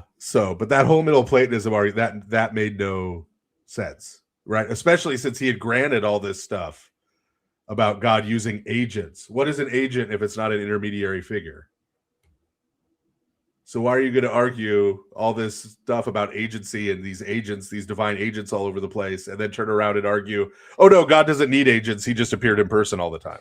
You just have like a billion agents that have the divine name of Yahweh in them. Yeah. But now he's appearing in person also. Right. So that statement just contradicted all the stuff he had said. This shows he doesn't actually have a position. He's just anti-Trinity. Well, so that was weird. Like the rest of his stuff was at least internally coherent. And then he was a total turnaround. Like, what? Yeah, total turnaround. Right. Well, and on the whole thing of him, like, rejecting like quote unquote philosophical language, because whatever his, stated reasons might be. That was more me, honestly, but right. Yeah. But I mean, if the gospel or the Orthodox faith comes into any language, don't you use some of the analogies and traits of the language to like explain it to people there? So I don't see anything wrong with it. On like why? It's kind of dumb not to, honestly. Like I'm sure he would do the exact same thing if there was like some uncontacted tribe and he got the opportunity to go there and spread the gospel without getting killed or whatever. And I'm sure if he learned the language, he would start using their language to help explain things to them. So all those words were originally used in pagan context. Right. How can you talk about God in that way using those filthy words? Right. Right. Well, then it's almost like, I don't know. It's like a weird thing where it's like you also reject, that God can make man holy. Like in a way where, man creates evil things, then God makes them for good. Right. Where, man created, human well, I'm not actually sure about the origins of language necessarily. Obviously, I think Adam and Eve spoke, but languages that is created after the fall, may have fallen human nature in it, but can't God just baptize it in essence into something holy? Language is limited, and all language is, right. I mean, it's the same thing with like, the sons of Cain inventing all the evil tools, right? Like and metalworking, but yet then later those same tools are from the Anunnaki, bro. They got it from the Anunnaki. Right. Yeah, there's an argument that Protestants make a lot, including Mike here, where like they'll say, "Oh, well, these words were interchangeable, at some time previously." It's like the worst Like objection history. I've ever heard. It's like Doesn't even make sense. when the church is making a distinction. Okay, we're distinguishing between A and B. You just call them A and B, right? That's right. And then we pick words and we put those words on A and B as labels. Okay. That doesn't mean that we're asserting that throughout the history of language, the label we put on A has always and only been used to refer to A. And the label we put on B has always and only been used to refer to B. Yeah, it's just the church teaching us how we ought to think about these things. We're just putting a label on A and B. Yeah, yeah. This is important. This is important for Dulia and Latria too. Exactly. That's the place you see it the most. Yeah, they go back and find uses of Latria and Dulia or proskinesis or this or that word, and it's like we're not asserting, that the word like somehow mystically means this, right? We're saying there's A that you only offer to God, right? And then there's B that you offer to everyone as is appropriate. Yeah. Call it whatever you like. Call it what you like. Yeah. You just call them A and B if you want it. Right. Well, and I think that B. Right. I think that maybe the Protestant rejection to that would be like, well, I just reject church authority's ability to bind my conscience. And so then it just right. That's the core issue ultimately. Yeah. And then your metaphysics, Mike. Yeah, right. But the same thing is true if you want to say that about ousia and hypostasis, fine. Okay. A and B. Right. The three persons of the Trinity are united in A, and each one is a B. Right. And you can put whatever labels you want to put on A and B. And because the labels aren't commensurate across languages. This is the most obvious place you see it. This is just too reasonable, Father Stephen. This is true with Latria and Dulia, right? Like the Latin terms are reversed in terms of their original meaning. Oh, I didn't even know that. And it's true, the Latin terms that are used for the Trinity is that there's one substantia and three persona, right? Substantia and hypostasis are literally the same word. Yeah, that checks out. Like hypo and sub are both the preposition for under. Interesting. And stasis and stancia are both the word for stand. Right? Like they're literally the same word, but they're used for opposite parts of the distinction in Latin and Greek. Right? And no one had a huge problem with this. They understood these are labels. To label A and B. Right. Yeah. Right. But well, thank you so much for comments and Johann arguments and everything. I really appreciate it. Thanks for calling him in. I thought you were going with how much Superman can lift. Right. Well, I actually don't read comics that much, so maybe I need to do more of that to be more of a Johann style. Come prepared next time. Right. It depends on which Superman. Yeah, I gotta. So. Yeah. But appreciate it. Thank you so much. Yep. I am behind on these super chats. €6 from Meme Love. I am doubting Christianity heavily right now. Why? We just had a huge win. I am in a really dark spot. People say there are contradictions in the Bible, ages, the birth story, etc. Well, I'm sorry that you're in a really dark spot, guys. Pray for Meme Love. Take a minute or so, pray for him. Sometimes it's not always the intellectual stuff. Sometimes it's life stuff. But I mean, it sounds like you should probably talk to your priest, dude. Yeah. Like go to church.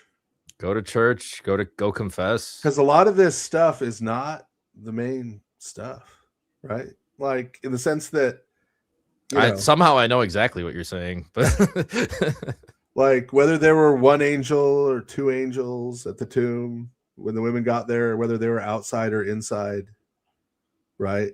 Like, does that mean that me loving my brother and loving my enemies is not going to lead to life for me? right? Like we can get too up in our heads about this stuff. Spot on, Father. Right.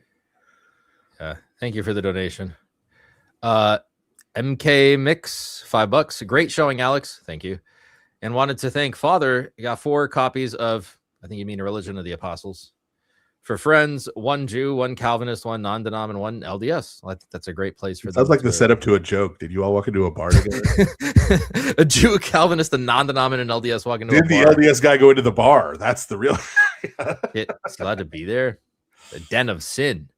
Nathan Slippy, $5. Can God make someone so Redditeer that he cannot make enough crayons to explain his existence to him? I don't see why not. I mean, God could just reveal himself in person. Apparently. He hasn't really explained his existence to any of us. $5 from Fabian. Father Stephen, thoughts on Apocalypse of Zephaniah, talking about toll houses and garment of the angels. And those. First of all, you can't even spell my name right, so how can I take you seriously? Yeah, it's a PH. What? It's on the screen right now.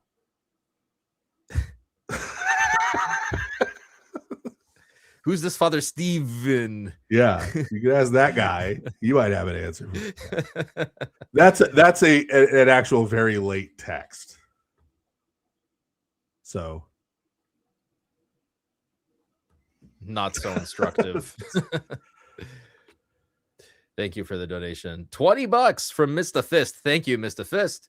Flawless victory. Well, yeah, there's always room for improvement, but I think it was a pretty definitive win. I think Mike had some like really bad blunders, and I was able to not blunder.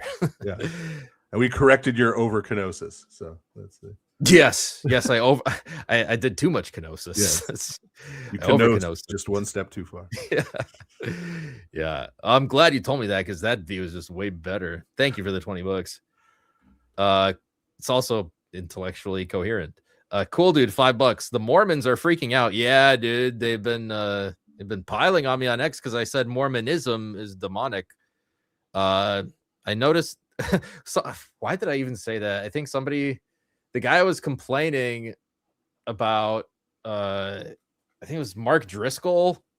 He was like, Mark Driscoll, you said so many times that Mormonism is demonic. You're just stoking hate against the Church of Christ of Latter-day Saints. That's his problem with Mark Driscoll. Of all the problems, I guess. Man. Not liking Mormons is like. There's crime. There's apparently allegedly abusive leadership. And there's him claiming he has pornographic visions of the sexual immorality of his congregants. Yes, I forgot about that one. He said it publicly in a sermon. Yeah. It's crazy. That's crazy how untouchable people think they get after a while. Yeah. Wow. But yeah, by all means, not liking Mormons. How dare he? Yeah. Maybe I need a little more discretion in the way, because I'm pretty sure the only reason I said that was because somebody added me and they were like, "You won't say this, Alex." And I'm like, "Watch me." I just got baited so easily. Yeah, I'll do it. Watch me. I'll do it. I will. No, the Mormon temple in Utah is one of the most demon-ridden places I've ever been in my life. Oh, well, vindicated. Like, the devil lives there. It is Satan's temple. I will. Wow. It's the truth, right? Is there a story behind this? And there is. I'm not going to tell it right now. Fair enough. That's crazy. Wow. It is absolutely true, and I say that out of love for Mormon people. Yeah. Join Christ Church, because I want them to come out of that horrible false religion. Yeah. I would debate one of them. I think Lego Mormon wanted to debate, but the thing is, like, I'm mostly on YouTube, so I kind of want somebody with a YouTube following. Second Actuality asked, I kind of just tagged this one. He said, phenomenology of spirit analysis when, Father? There's a chapter on Hegel in my atonement book. That's actually dealing with phenomenology of spirit. Crazy. Well, no, he ends the book. He goes sequentially through sort of the levels of knowledge, and he says the truest and most sure knowledge is ultimately the knowledge of Christ. Oh, well, we agree with that. Yeah, except he concentrates it on the cross and the death of God, and the union of the highest and the lowest in the death of Christ as a condemned criminal. But Uh. so yeah, we're not totally on board. It's actually super Lutheran though. The Lutherans hate it when I say that, but like It's a nice really sentiment. understand Hegel. He is really Lutheran. We got a huge super chat here from Michael Misner. Would it be fair to say the Pater Hamon fully fills the questions that the Shema begs? I didn't even know that there's question begging in the Shema. I think he's using begging the question incorrectly. It is a $50 super chat. I don't want to. Yeah. I don't think there's a direct connection between the Lord's Prayer and the Shema.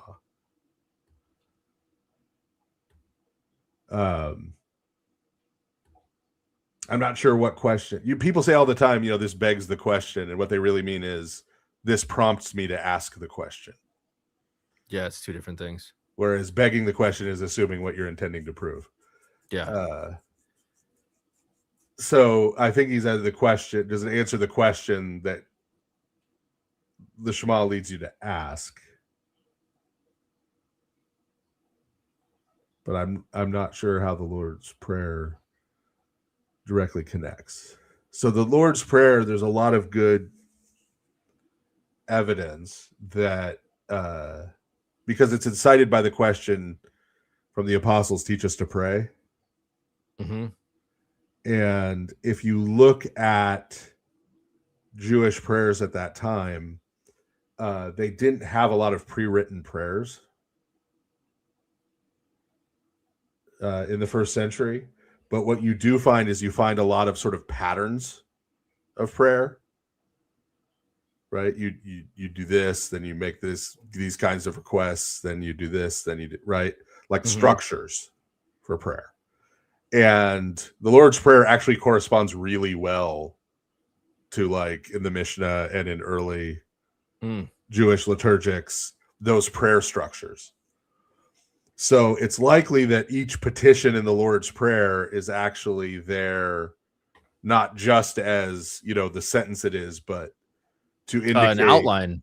Yeah, it's like an outline that could be filled in. Now, it's not inappropriate that we say it as a prayer together, because every time we do that, we're reinforcing the structure of prayer, and it serves as the model for the other prayers. And you can see this in the prayer books. You can see this in any Orthodox catechism you pick up, right? You can see this at prayer books will use the Lord's Prayer in exactly this way, right? To talk about structure and outline. And so every time we say it together, we're reminded of that outline that frames sort of all of our prayers. Roadrunner, what's up? I will add the Shema was prayed. Yeah, I can't believe, Father, his mind was blown when I told him we say the creed in every single liturgy. Yeah, like this was shocking to him, and he was like, every single time he's like, you don't say the Shema, and I was like, well, the creed is basically the Shema. It's Shema, St. Paul's expansion of it. Yeah, and then the creed. Yeah. And you see that every single liturgy? Yeah, dude. If you clearly never been to one, never even flipped through the book, like, yeah. What's up, Roadrunner? Can you hear it? Yes, sir. I had a question for Father Stephen about prayers to angels in the Second Temple period. It's in the First Enoch, like explicitly. And where? I will tell you after because I was talking to a friend recently, and he was saying that he couldn't find any examples of that, and I wanted to have something to provide him with. Well, while he's looking that up, you can also look at the Ascension of Isaiah. You can also look at the liturgics for the Feast of Trumpets. It's in elements of which are in the Mishnah and other places that talk about asking the spirits of the angels of the various musical instruments, right, to sort of bless their playing.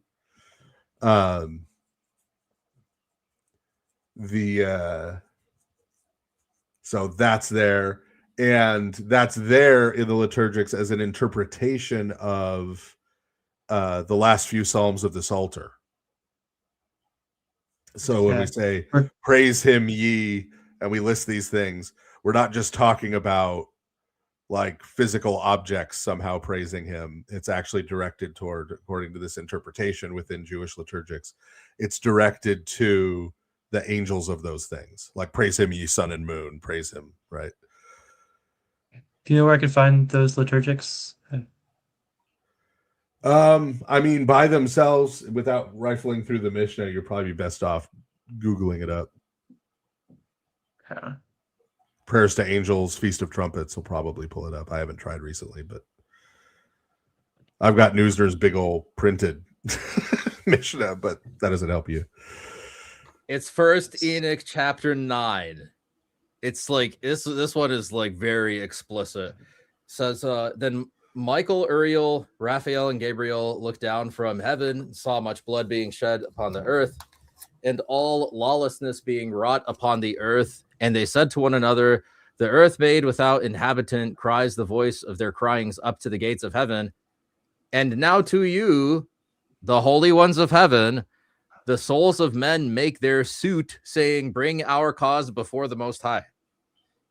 I don't think you can get more explicit than that.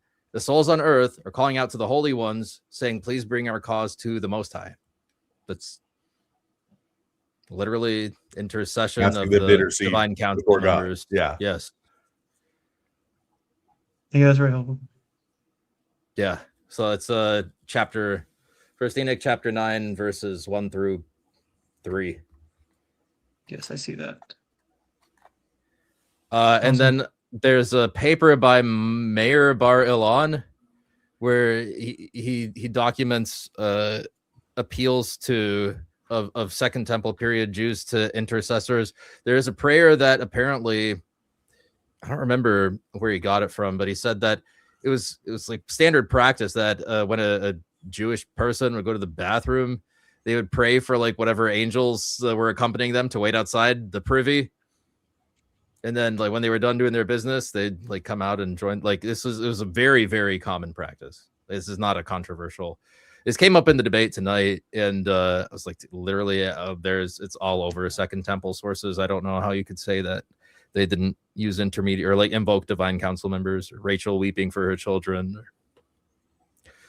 Yeah, these are not disputed things. Yeah, and it's weird for a Unitarian because some Unitarians will actually go the other way. Oh, really? They'll bring that stuff up and say, this is why you can pray to Christ. Right? Because someone will make an argument to them, hey, if Christ isn't God, why do you pray to him? And they'll say, oh, well, no, look, see? And they bring up, That's wild. Yeah. Well, I hope that helps, man. Yeah, that's a lot. But thank you. All right. Father bless. Lopez. What's up, Alex? Hello, Father Stephen. All good? All good. I'll keep it succinct. I know you like brevity, Alex, being a lawyer. So, yeah, thank you. A couple of briefs, at least. Probably a couple of things. Hey, like in the debate, Mike shot himself in the foot when he objects to what he perceives to be some kind of subordinationism in the Holy Trinity. When he can't wrap his head around the idea of essential properties and personal properties, and how the three persons of the Trinity are ontologically equal, but the hypostatic property picks out the Father to be the source, like the arche. So he has a problem with that, but within maybe 5 minutes, he turned around and said, but with my divine agent theory, that accounts for different levels of divinity, and that's all fine, and that'll works. Like he contradicted himself like a billion times. Yeah. Yeah. In hindsight, yeah. It was a bit kind of crazy. And I suppose for him as a Protestant as well, and self-identified, I always find this with all of them is that they pretend and they make representations about just letting the scripture speak for itself just letting the fathers speak for themselves. They quote the fathers, objecting to the philosophies of men, quote unquote. But then they import and have all these their own philosophies. philosophical frameworks. But they don't even know, like Father Stephen was saying, they don't even know how much they're affected by Enlightenment philosophy. Like, oh yeah. Yeah. Well, yeah, and if you really want to, so the key point here, right, is he's actually making a mistake based on pagan philosophy rather than Christianity on this very issue, right? Mhm. Because confusing nature and economy in terms of hierarchy is exactly the difference between the pagan philosophical view of humanity and the Christian view of humanity as found in St. Paul. Yeah, we discussed this earlier. Yeah. Before. So the pagan philosophical presupposition is, well, if this person is under that person's authority, right? If you have a slave and an owner, the slave's nature must be ontologically subsidiary to the master, right? Whereas St. Paul would teach us that no, human nature is one, right? All humans have the same nature, ontologically equal in terms of the human nature, right? But within the economy of society, culture, or time, right? Some are in different points in the hierarchy than others, right? So my bishop is not ontologically different than me, and that's why he has authority over me. I am not ontologically different than my spiritual children in nature, and therefore I have authority over them, right? The authority is a matter of economy, and the same thing is true when we're talking about the Holy Trinity, right? So his assumption that the fact that there is some kind of economic hierarchy means there has to be a subordination in nature, a difference in nature, is following pagan philosophy rather than St. Paul. Even though he has no idea he's doing that. Yeah. Right. Yeah. Yeah, and similar to the way that we've already discussed, right, about how he there's presuppositions that he just thinks applies to God, being an open theist, laws of logic and whatnot. So he just imports those and he never owns them, I think, in a coherent and substantive way. And that is kind of the way these people always argue. And it drives me nuts. Like, it almost made me an atheist. I used to be a Presbyterian. And it's like it's almost like, even with the more advanced levels amongst them, it's like almost tongue in cheek when you try to have this conversation with them. You're actually importing frameworks, and then they just kind of look at you like you're an idiot. And it's like, and then you like start questioning yourself, am I going crazy? Like you're the dumb one or something. Yeah, I'm like, yeah. So it sticks out to me. But on the angels question, really quickly, that Roadrunner was asking. So I know that there's a synod early on, like a council, where it's explained in the church calendar readings that when it talks about the councils, like the council was set up because angels were given improper kind of invocation. And then this council put a stop to that, but allowed for like a proper veneration of the angels, of the angelic powers. But I've looked at like the canons of the council, and it doesn't seem to say that. And if Father Stephen, you're probably the only one that may have an idea of what I'm referring to, or maybe Alex too. But if you can't remember the council, don't worry. It's just a random thought that I had. But it's just something I thought about and picked out. Like, I couldn't kind of find in the canons of that where veneration was allowed and invocation was disallowed. I could only find invocation being disallowed.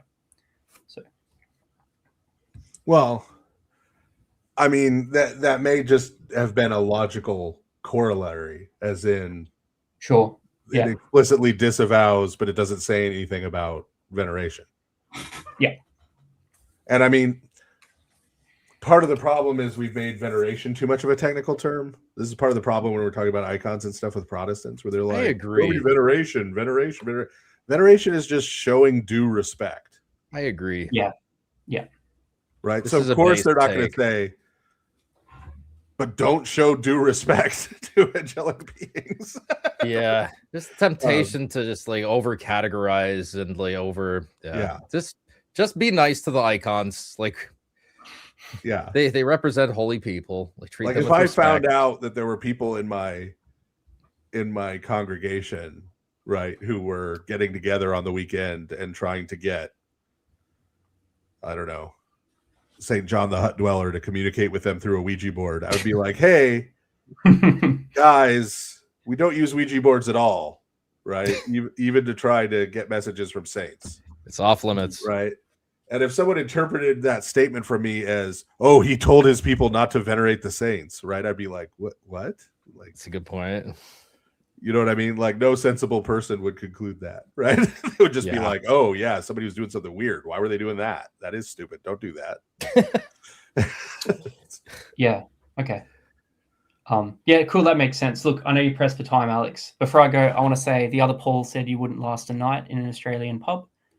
I'm an Australian, and I think you would last a night in an Australian pub. I think you'd do all right. So, you know, Thank you, man. I give you thumbs up. I give you know, we'll buy you a beer. We'll buy you I a beer. appreciate that. Thank you. I'm gonna Since- clip this since he and came send up, this to Paul. Can I talk to the other Paul for a moment, just in case he's watching this? Everybody, listen up. Because I listened to him. Thanks, Volpez. I listened to him. I didn't listen to the whole stream, the anti-ortho bro stream. I didn't listen to it at all.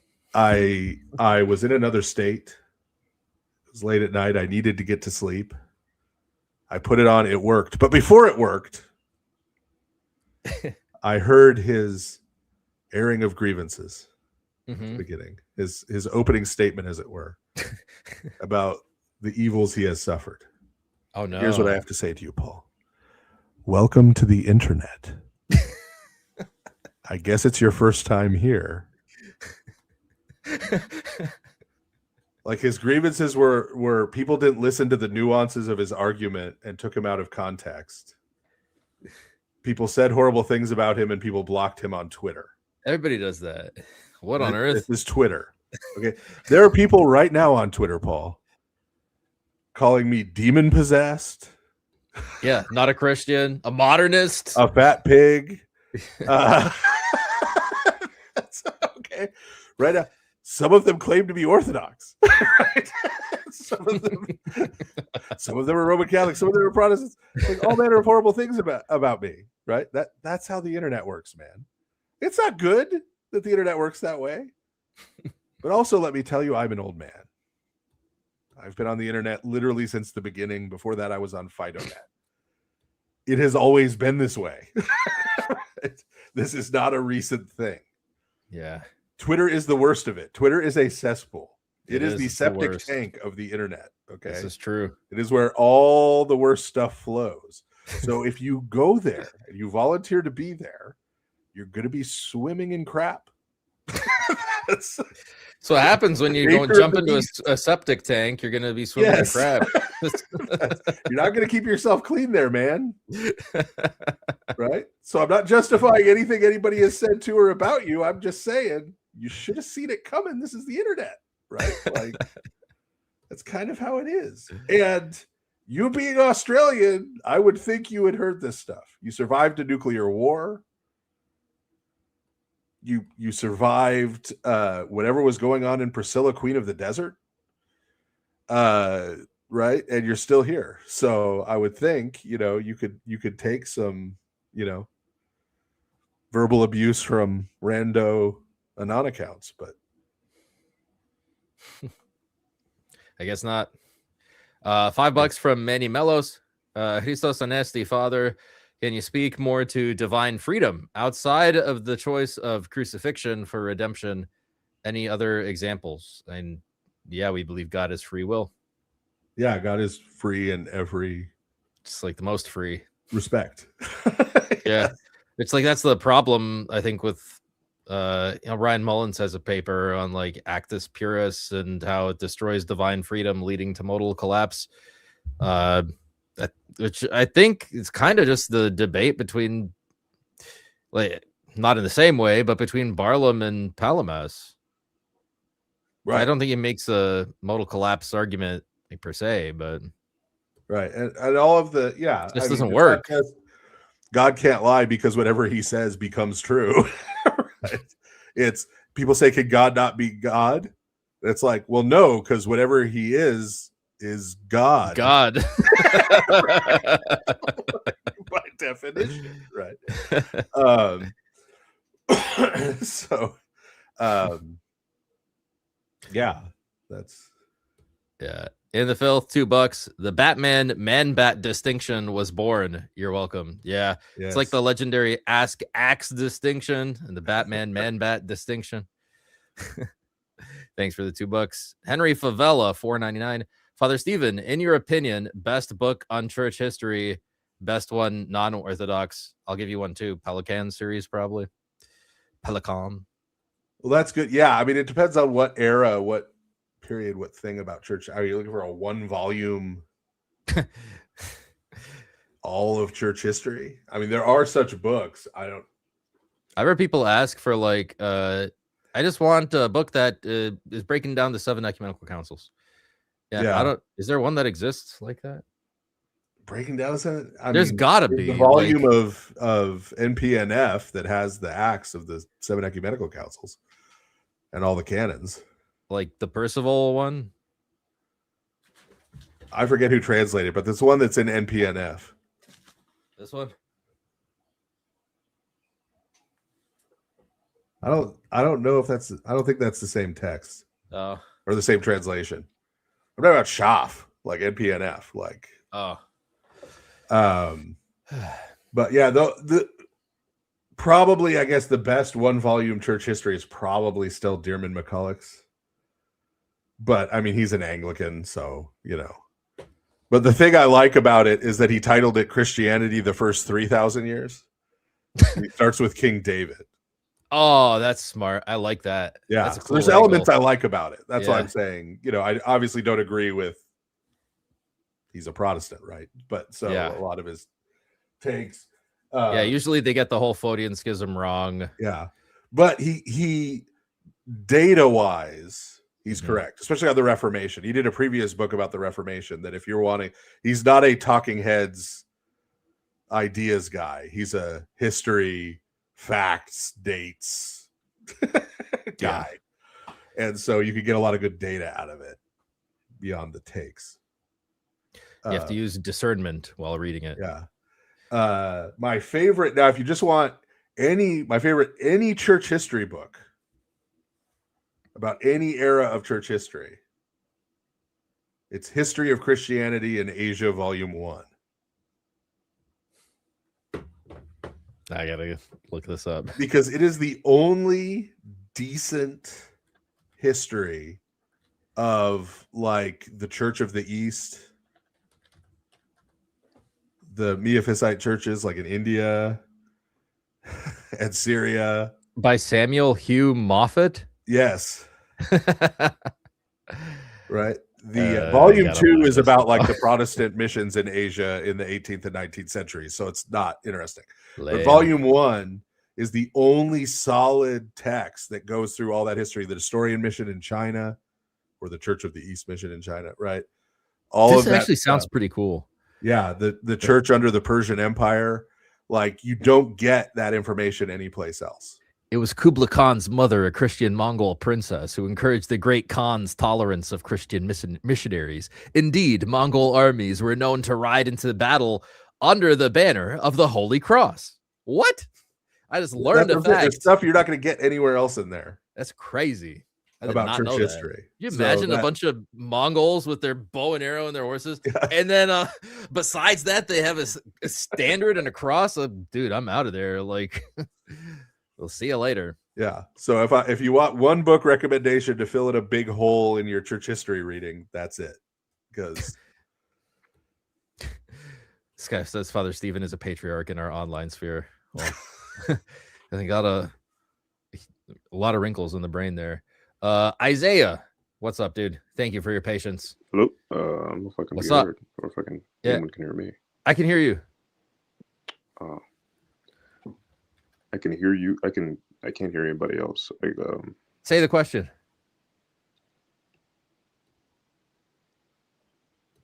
Speak to us. okay, Say now I can hear. something. Perfect. Yeah. Okay. What's your question? Nasty, Alitos Father bless. Honesty. Alex, fantastic job today. Very Thanks, good. bro. Appreciate it. Now the question I had it relates to the debate where Alex, you brought up the Eucharist to him. He seemed to be, off kilter with that because he didn't really know what to do. He got really But insecure. I can't hear what you're saying, but I can't hear Father Stephen DeYoung when he speaks. I don't know what. I'll this tell is him to weird, chat. but maybe Father, I'll be able to ask, and then I'll be able to hear it on YouTube. The question being, in Hebrews 13:10, it uses a word that's typically used throughout the, I know I'm going to get branded for this, but Septuagint, Disisteria. Now, Disisteria, everywhere I've checked, is only used for ritual sacrifice, where St. Paul talks about we have an altar from which we can eat, that the priests have no right to enter or eat from. Now, him being a Pharisee, he's using very intense, strong language that's only used in the context of ritual sacrifice, and he used that for Christ. If I'm understanding this correctly, Father Stephen DeYoung, and correct me if I'm wrong, he's specifically calling Christ Yahweh, like, outright. I mean, I would say yes, obviously. That's that he. What are the arguments against? You've got some hurdles using that with Unitarians since they cover this Protestant thing. So they're gonna quibble with you about the nature of that sacrifice, right? Because what they're gonna try and do is they're gonna try and confine. Now, I believe, obviously, and I think the correct reading of the text, and I think it's special pleading to not read the text this way, that altar is referring to actually our altars with the Eucharist, right? That are connected to Christ's sacrifice. Right. But commonly Protestants will just try to project that, oh no, that's the heavenly altar on which Christ offered himself as a sacrifice to the Father.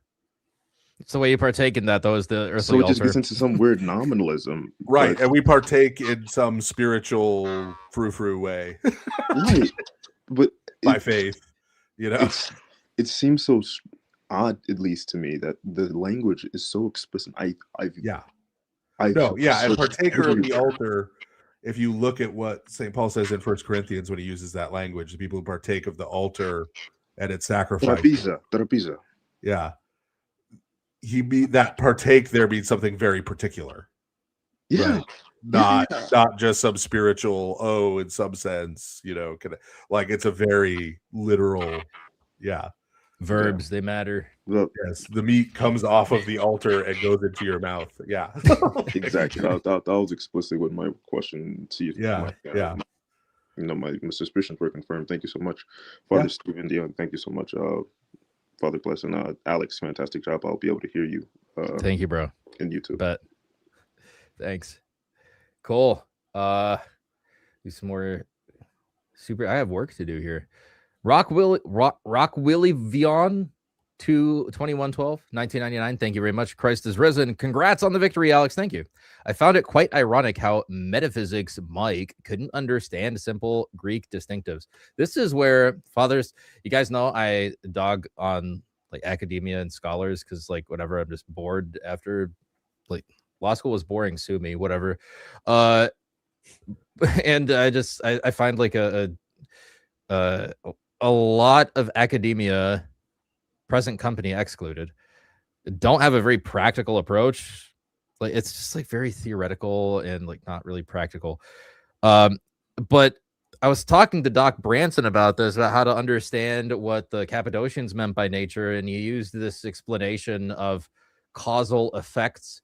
So like, if you find a rock and you want to find out what it is, you could like test its boiling point and its malleability, and then like once it has certain effects, like you can find out what like, oh, this is gold, this is titanium, whatever. And that just struck me as such like a practical way.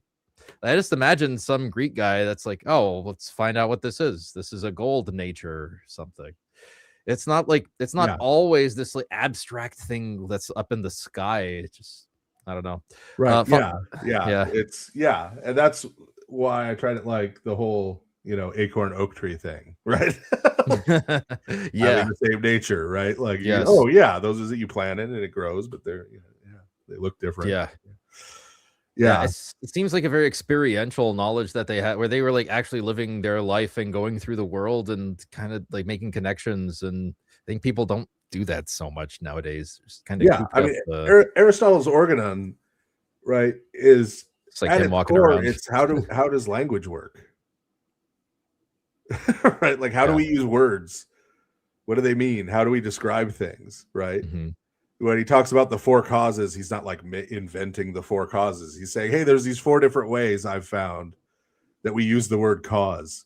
Mhm. Right? Atia, right? We use it to mean this, we use it to mean this, we use it to mean right. That's Mhm. just kind of laying that out in an orderly way. Right. And syllogisms are just like, here's an orderly way to think things through. Right. And Yeah, here it's are very ways that goes practical. wrong, you know? There's probably some like person in his life that was like a yapper or a ranter, and he was like, all right, I'm just gonna let's be a little more ordered in our thinking. Hey, read this. Well, there were sophists everywhere, right? Like That's a good point. We have semi-Pelagianism in the chat. Man Bear Pig has arrived. The second part of this super chat, Father Stephen and Alex, any favorite saints' lives of figures from the last 100 years? Yeah. Saint Dumitru Staniloi. Yeah. Saint Demetrius Staniloi. Also Saint Valerio Gafencu, the saint of the prisons.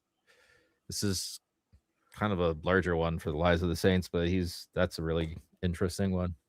Very edifying. Thanks for the $20. I also really like Saint Raphael, but I think he's not quite last 100 years. I think that edges him out since it's 2026. Yeah. Where did I get this from? I think this is I didn't even know where I got this from, to be honest. It just appeared in my in my library, I guess. Thanks for the super chat. For leather strap again, $10. Father Stephen, thoughts on the restrictive syntax of Genesis 1:1 by Robert Halmstead? It's a very specific question. I used to push his argument when I held to Evo to avoid absolute creation in Genesis. I didn't even know what this means. So what I think he's referring to, the question is, Genesis 1 doesn't, strictly speaking, describe creation as ex nihilo, at least not clearly. It's not incompatible with creation ex nihilo, but this I am aware of. I had to go over this with Mike. Mike, do you know what a contradiction is? It's when two things can't possibly be at the same time. Like, not incompatible, right? Right. So it's not incompatible at all with it, but it's not clearly taught there. It is clearly taught elsewhere in Scripture. Yeah, I think like Second Maccabees and reading of Hebrews. Scripture. Yeah. So I don't think there's a thing people do that they shouldn't do, where they act like just one father.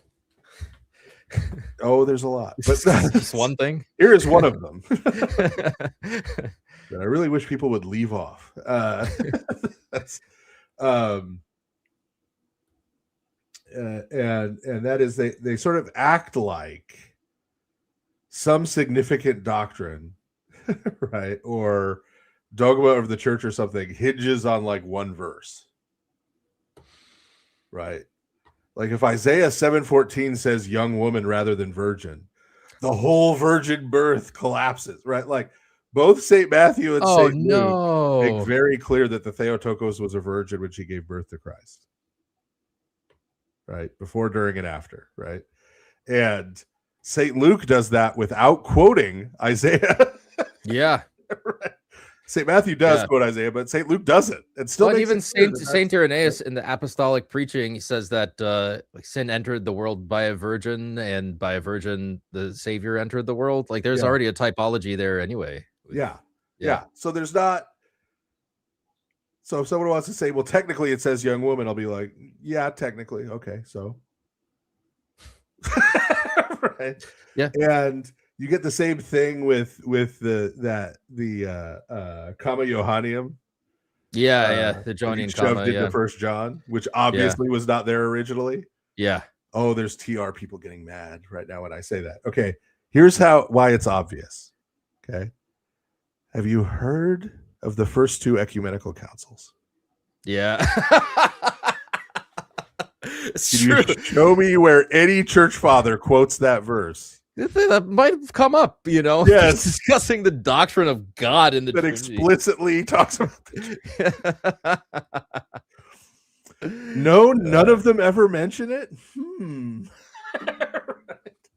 a little sus. It's a little right? sus. But when Erasmus didn't put that in his printed edition because it wasn't in any of his manuscripts, he was accused of denying the doctrine of the Trinity. Because he Not just like trying to be a good scholar. Yes, as if it hangs on that one verse. And so the same thing is true here, right?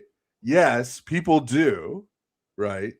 Use that and use different things and come up with gap theory and all kinds of to try and put evolution or other things, right? Other ideas into Genesis, right? But you know, the precise reading of Genesis 1 is not the entirety of the teaching of Scripture, and definitely not the entirety of the teaching of the church on the creation of the world. Right? And so someone suggesting that a particular verse or group of verses or even the whole chapter be read in a different way is not de facto a threat to the whole Christian dogma regarding the creation of the world. It doesn't have to be expressly said in the Bible. I don't know why that's so funny. Yes, because I think Protestant mindset into. I think the actual correct, better translation of Genesis 1:1 is at the beginning of God's creation of the heavens and the earth was without form and void. I think that is actually the more correct translation of the Hebrew.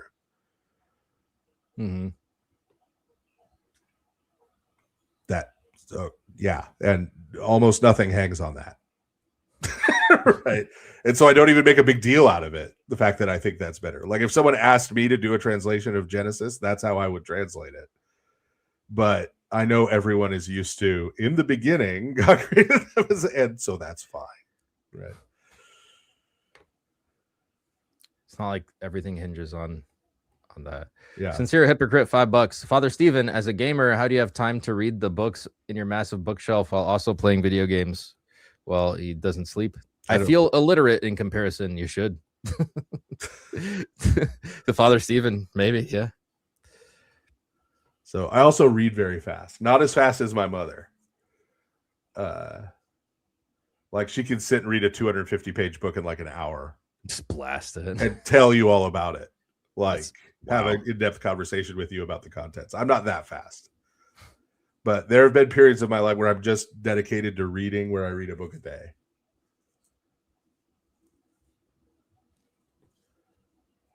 So that's not I don't do that every day, but there are periods when I'm working on something, like I'm going to start a book where I'm going to spend a week or two reading, where I just, cruise through stuff. Paul of Tejas, $2. Superman, ew. What? Honestly, I like Superman because the way he solves his problems, just punch harder, be faster, just be better. Yeah. There's too many different versions of Superman. You can't hate all of them, man. Yeah. Like I love the Silver Age Superman because like he had gotten so powerful, and it's really written into the stories that like he's basically humoring his villains. That's awesome. You know, like he's making sure they don't do any real damage or really hurt anybody, but like he could stop them really quickly if he wanted to. But it's sort of like he's such a nice guy, he doesn't want to embarrass them that badly. So he sort of,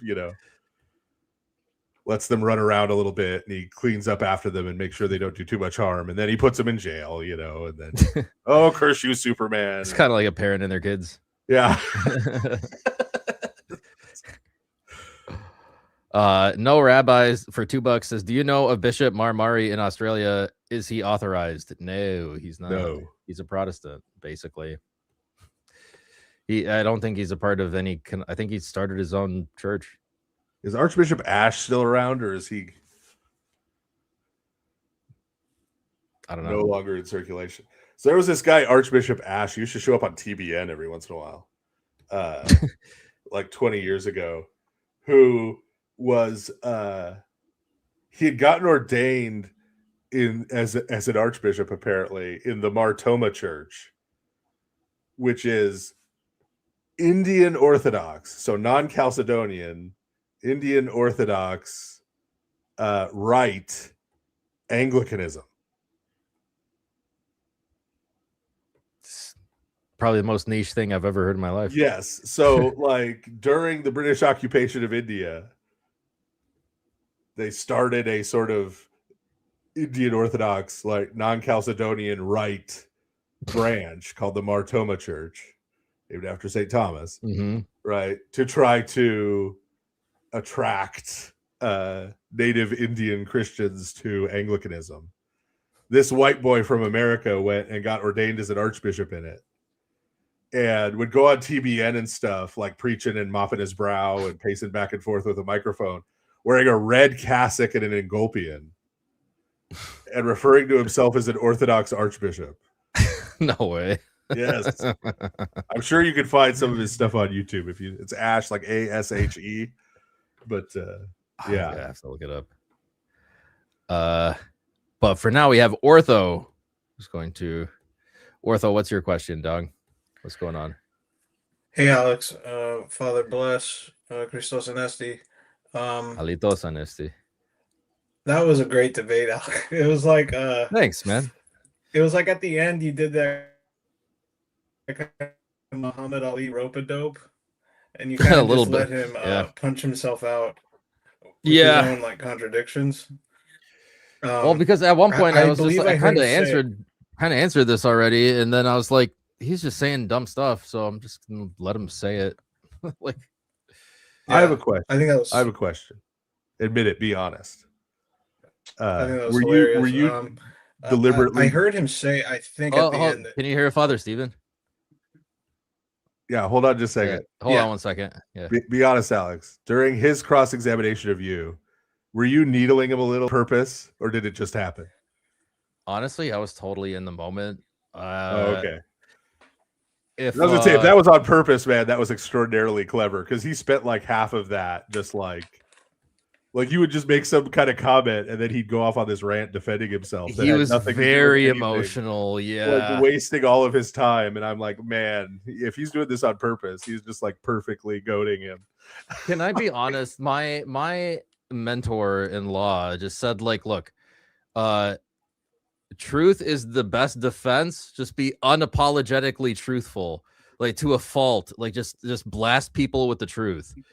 And I've taken that to a fault. And it's like if somebody says something dumb, I'm just gonna be like, well, that was you're an idiot. Like that was dumb. Like, and I think some people just like he seemed to probably take it the wrong way. Like that question's falsely premised, dummy, but whatever. So I am honestly just like kind of having no filter in the moment there. Yeah. But I mean, it got in his head, it seems, and yeah.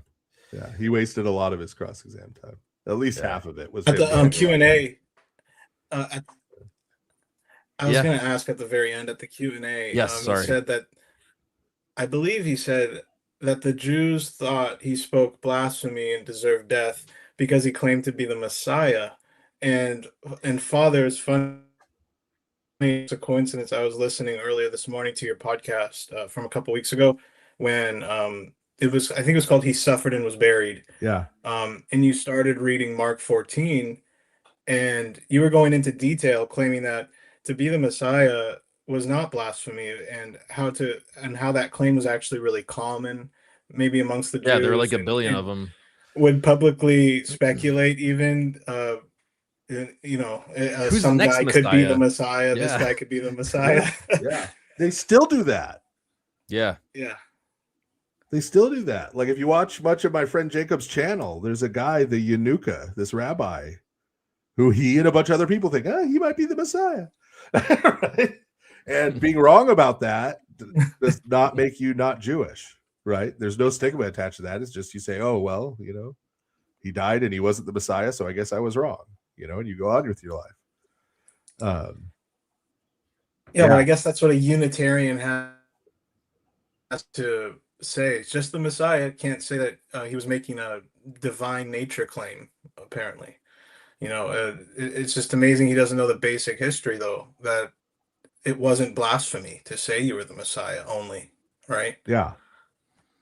I mean, I don't mean- know how you can misinterpret something like he made himself equal with God and then just take that as he's talking about an authorized agent who has the same authority as God. Like, okay, that's kind of the same thing, dude. Like, Yeah, well, he also don't tried know. to do the son of God thing. Well, if you say you're someone's son, that means you're equal. It's like, well, first of all, no. And second of all, elsewhere in the debate, he pointed out the son of God language was used of like David, yeah. Yeah.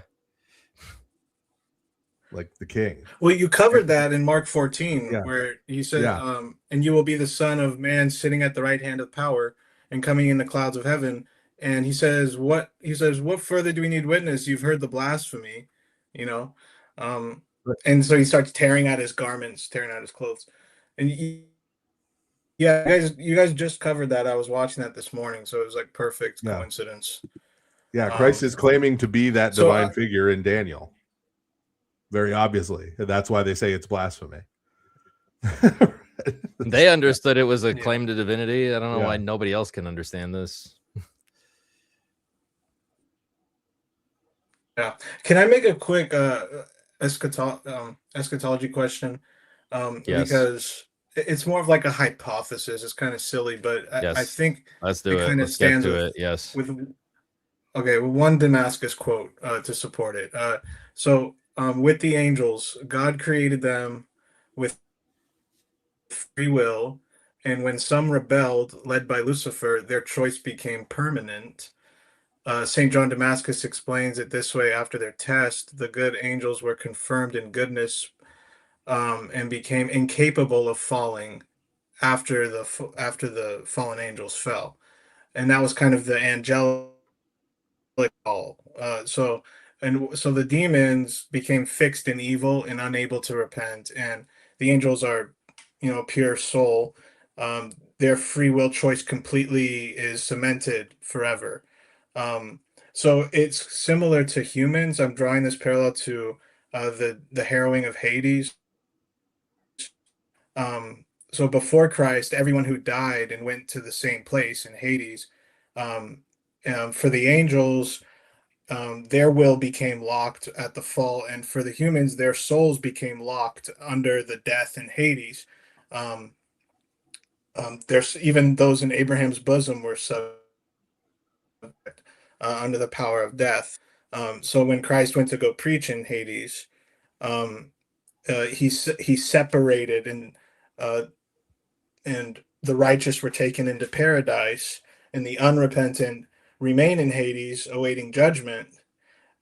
So I'm making that I'm drawing a parallel between the fall of the angels and the demons with and how that kind of cements them in their roles, in the same way that after the descent into Hades and he brought those in captive into the heavenly paradise, opened the heavenly paradise, you're now more cemented in paradise or you're cemented in judgment in Hades.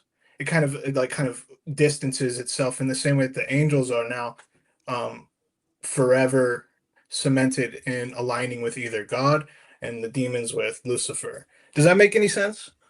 Yeah, there's some continuities that you're correct in pointing out. There's also some discontinuities. The key factor here is for St. John of Damascus in particular, right? Because he straight out says this: the reason we can repent in this life and they're fixed is that we have our mortal flesh, our mortal bodies. Right? It's our mortal bodies, which they don't have. And when we die, our soul is separated from our mortal body, right? So we don't have it in the intermediate state. And so we can't repent in the intermediate state, right?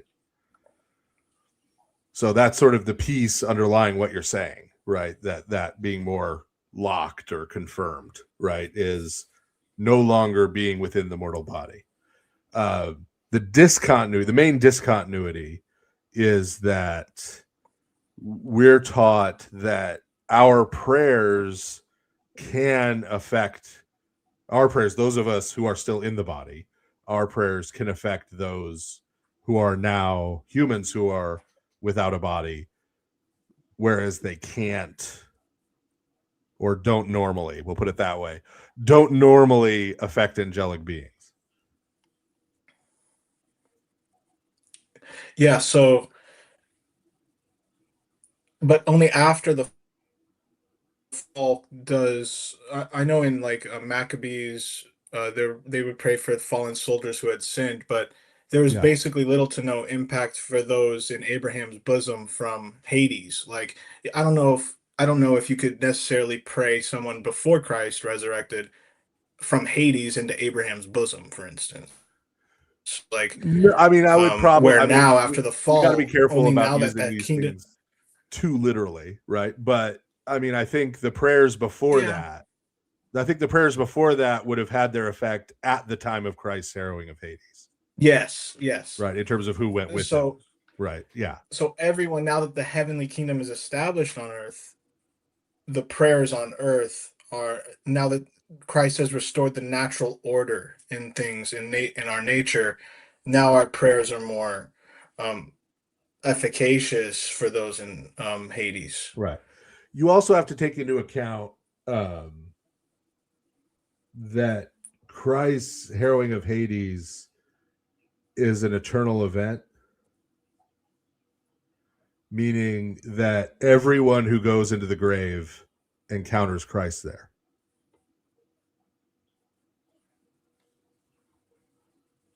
From that point forward. And that's part of how our prayers are efficacious for those people. And similar to the 40 days Christ remained before he ascended, that's why we pray for those who have died those 40 days. Okay. All right. Cool. Well, Thanks for calling him in. appreciate it. Thank you. Yep. Stoodle, $10. Father Stephen, is Reatus Culpae absent in the Greek fathers entirely? And is it even a pre-Augustinian Latin category, or is Augustine constructing it himself? Also, any date for the Atonement book? There is not a release date yet. I mean, those two Latin words are completely absent in Greek writings. Yes. It should be unsurprising. It gets me every time. So that's amazing. But so I mean, they have pre-Augustinian usage, right? The concept of reatus, the concept of culpa, of fault, right? These have St. Augustine use. St. Augustine is repurposing them. And that's why you have the whole discussion, right? Which could get pretty minute. Like there are papers and even books published on, is there a distinction and what is it in Augustine between when he talks about reus and when he talks about reatus, right? Like even a finer distinction than between reatus and culpa, right? So the question is, and the where scholars go is not, does he use this word? Oh, that means he teaches this, right? It's, how is he using this word? Right. And to do that, you have to go across all of his works, all of his uses of it. You then have to look at places where he's quoting or referencing things that aren't in Latin. Right. So when he uses that word in reference to a biblical text, either in his translation of a Greek or Hebrew text, or just in describing it, right? What is the Greek or the Hebrew word, right, that he's using? Then you have to determine, is he using a pre-existing Latin translation, so he's just putting whatever it says, or did he do that translation, and so he's the one who chose the word reatus, right? There's a huge amount of levels and nuance to this. And so part of the problem in these discussions is that none of these discussions are happening at that level. No discussion on Twitter has ever happened at that level of any topic, right? It's all, and it's almost all at the level of the English translation. It's not even going into the Latin, right? Oh, well, look, this person used these words, therefore that means concepts, right?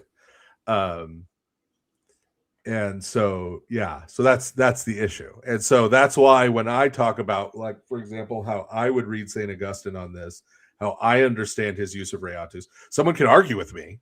I mean, I could be wrong about it, right? And obviously there are people who do, like all Calvinists disagree with me, right? And a lot of Roman Catholics. But I make an argument here's how we should understand reatus, and I make it based on St. Augustine's use. Like, is the idea that what St. Augustine means by it is you have committed a sort of crime against God's law. It has offended him, and so now he is going to punish you for it with torment, right? Eternal or otherwise, with suffering, eternal or otherwise, right? Is that how he talks about sin elsewhere in his corpus? The answer I have come to is no, actually. He very much has a Platonic metaphysics, and therefore evil is a privation, not just of good, but of being for him.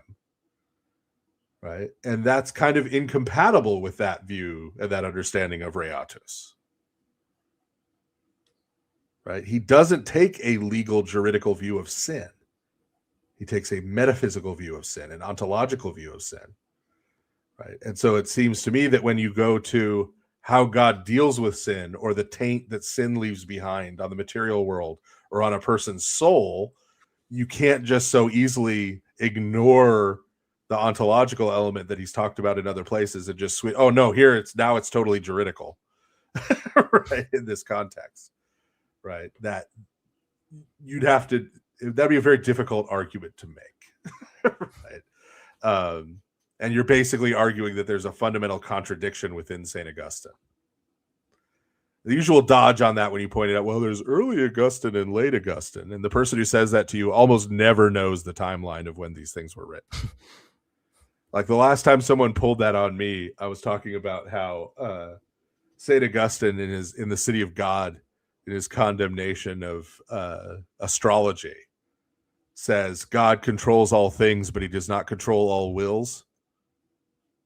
Like he just straight out says that, right? And so I'm like, yeah, sorry, Calvinists.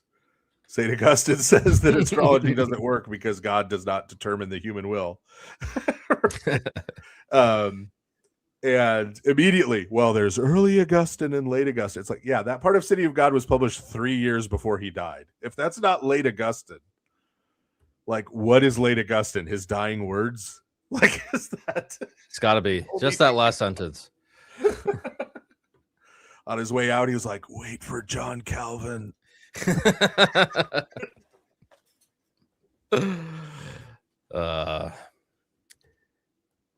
Paul of Tejas, so close to the Mormon temple story. Well, sometimes you have to protect people's privacy and whatnot. Lord Byron, $10. Father Stephen, a Jewish man named Jacob said you shared Kiddush. Could you clarify what actually happened and whether comparisons to the Eucharist are accurate? What even is Kiddush? He thinks Kiddush is Kiddush is what became the Eucharist. And it's not. I don't think so. Okay. No, it's just on Friday night at sundown, right?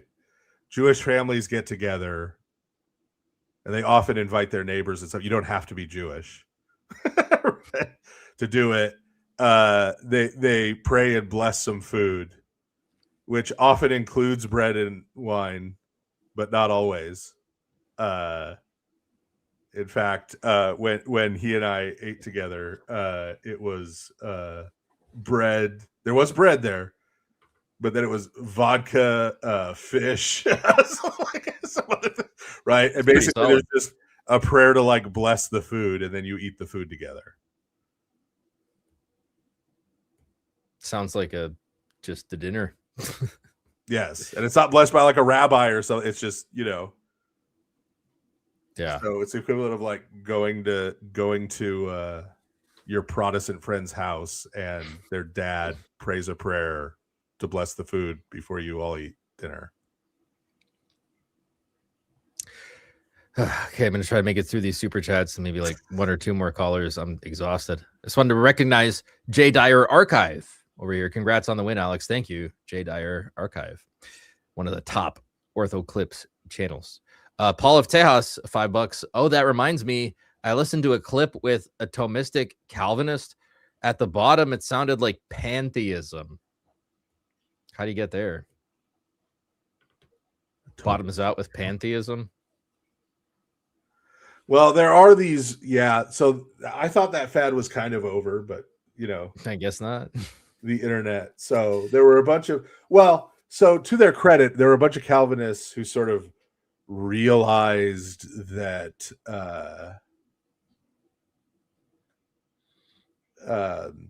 they had just kind of taken over their doctrine of God and stuff from Roman Catholicism. Yeah. Right. Which is, they'll admit that too. They'll be like, well, I don't Yeah, really like true. it, but we just inherited it. Yeah. yeah, yeah. Like, okay, well, that's a big problem. But so there was sort of a fad maybe 10, 12 years ago, where a lot of them said, hey, maybe we should actually go study this then. Like in the Roman Catholic theologians, like we should go figure it study out. the doctrine of God that we've adopted from them and actually know something about it. And so a bunch of them started reading Thomas Aquinas, specifically on the doctrine of God. And that kind of stuff. So I imagine this is one of those guys who's still doing those things if he identifies as a Thomistic Calvinist. I don't know how you get to pantheism though. Is that like an analogia entis thing? Paul of Tejas, if you're in the chat and you want to clarify. Yeah. That, yeah. I mean, you can kind of, it depends on how they like using, taking the analogia entis to the whole God is the ground of being, and therefore in some sense God is the being of beings or something. Mm-hmm. Not the being of beings like the King of Kings, like the being of beings as in like everything that exists, like its existence is directly connected to God's existence. In the Filth says, Alex, can those in Hades repent while waiting for final judgment? No, but they can be forgiven.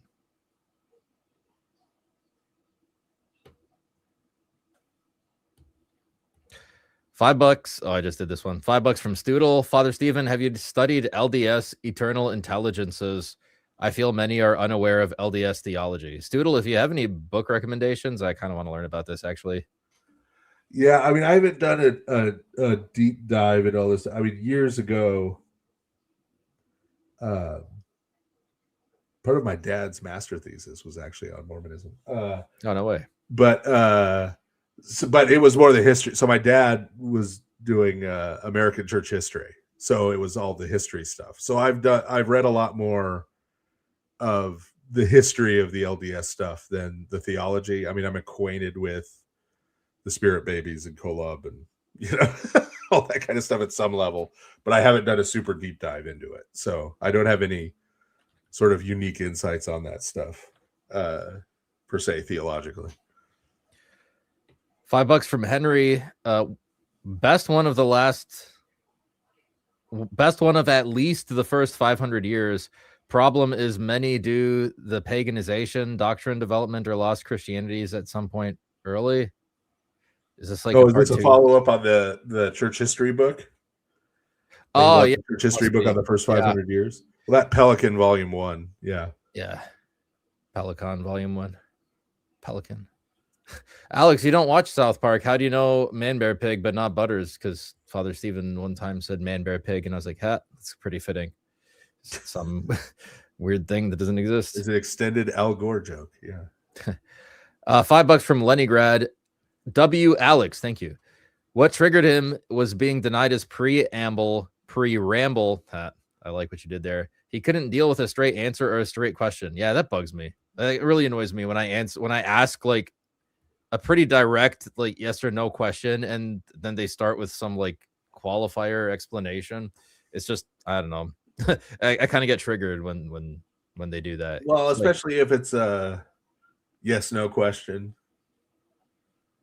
It's like not. I'm not Like, trying if to you trick need to anybody. give a little nuance. Like, You start out with yes, but nuance, right?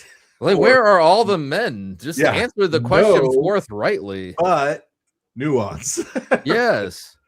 You don't try to qualify it into oblivion and then never quite give a yes. That's a or good no. point. It's because these people don't want to commit to anything. Yeah. That's what it is. Well, because a lot of it, so when you're in a debate, right, in debate mode, you're worried about getting cornered into something.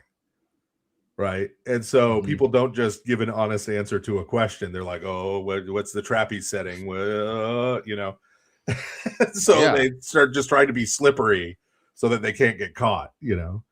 Yeah. But I mean, like, just, I mean, you know, Father, these people just got to like, just go through it. Just whatever. Most of the time it's an illusion anyway. Just like, just walk right through it. Like, yeah, that's. Do you believe, isn't it true, sir, that you believe this? Yes. Okay, next. It's like it's all fake. And if they try and take it somewhere weird, you say, well, now wait, but when I said this, I didn't mean that. I meant this, right? Like, yes, it seems we had a miscommunication. I'm saying this, and you understood that. $5 from Volpes. Father Stephen, will your atonement book, wow, that's the topic of the evening. Will your atonement book address councils like Yash Dositheus and the seemingly Latin-influenced theology of late imperial Russia? Are you going to cover the Western captivity, Father? Yes. That's awesome. I didn't think you were going to do that, but that's cool. Yeah, please.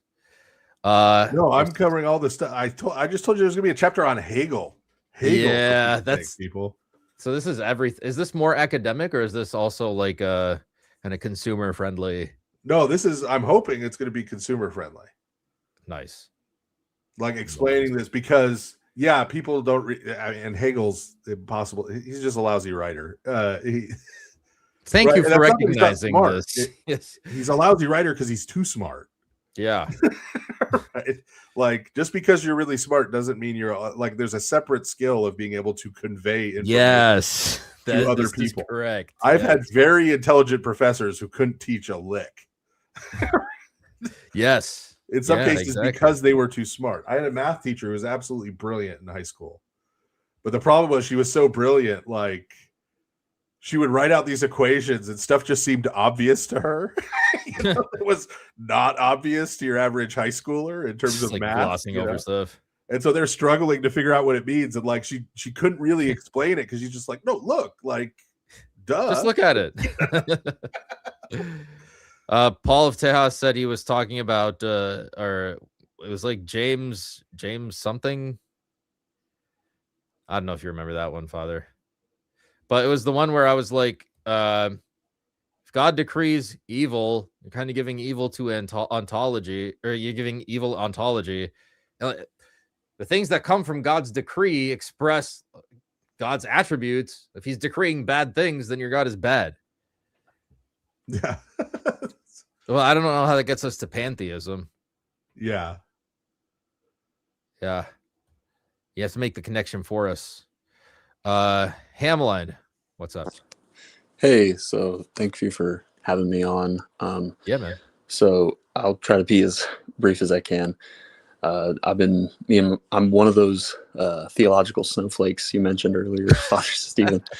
And so at least my wife and I for owning up to it. That's the first step in recovery. my wife and I have been very interested in Orthodoxy, and we've actually been making some plans to our nearest parish is Father Moses McPherson's church, and we're gonna go there. But glory to God. This brings me joy to hear this. Challenge him to an arm wrestling match after. See how good his joints are. He might have big muscles, but that doesn't mean his joints are all there, right? Yeah, they're probably very mighty joints. Who am I kidding? Since our last conversation, there's something that I came across, and I'm just wanting to run this by both of y'all to see if there's something that makes sense in it. That Jesus, in one of his teachings, he says that the rabbis sit on the seat of Moses, and Yes, it's Matthew 23. he says to do as they teach and not as they do. Yes. And so in doing that, he's respecting that seat of Moses position. And what I've heard is that the Cathar, or the bishop's seat, is essentially the seat of Moses. Yes. That kind of like God giving to Moses, and then Moses, the rabbinical succession, Christ gives to the apostles, the apostolic succession. You got it. And when Christ tells his apostles, I give you the power to bind and loose, and what you bind in heaven will be bound on earth, and loosen will be loose. So the thought is this, that Orthodoxy is not antinomian, but because Orthodoxy has the Cathars, it has the bishops with apostolic succession, it is uniquely pronomian, because it's not that the bishops have loosened the dietary. It is not that the law has been done away with. It is simply the bishops have, from the seat of Moses, ex cathedra, that this law is loosened for XYZ. I was on board until this point. If you read, you have Religion of the Apostles. If it's online, I can find it. Father Stephen has a section there on how the law is fulfilled in the Orthodox Church. It's not necessarily like they just loosened it all away. First of all, not all of the laws apply to us as Gentiles. A lot of the laws are Israel specific. And I mean, when it comes to the Sabbath and sacrifices, the sacrificial system, all of that is just fulfilled in the church. I think Father Stephen does a good job in that section of Religion of the Apostles, explaining how the law, we are actually the ones that are keeping the law the most. Yeah, fulfilled doesn't mean it's done away with. Fulfilled means it's now practiced in a fulfilled way. Right. So Pascha is just the Greek word for Passover. So we don't call it Easter, we call it Passover, right?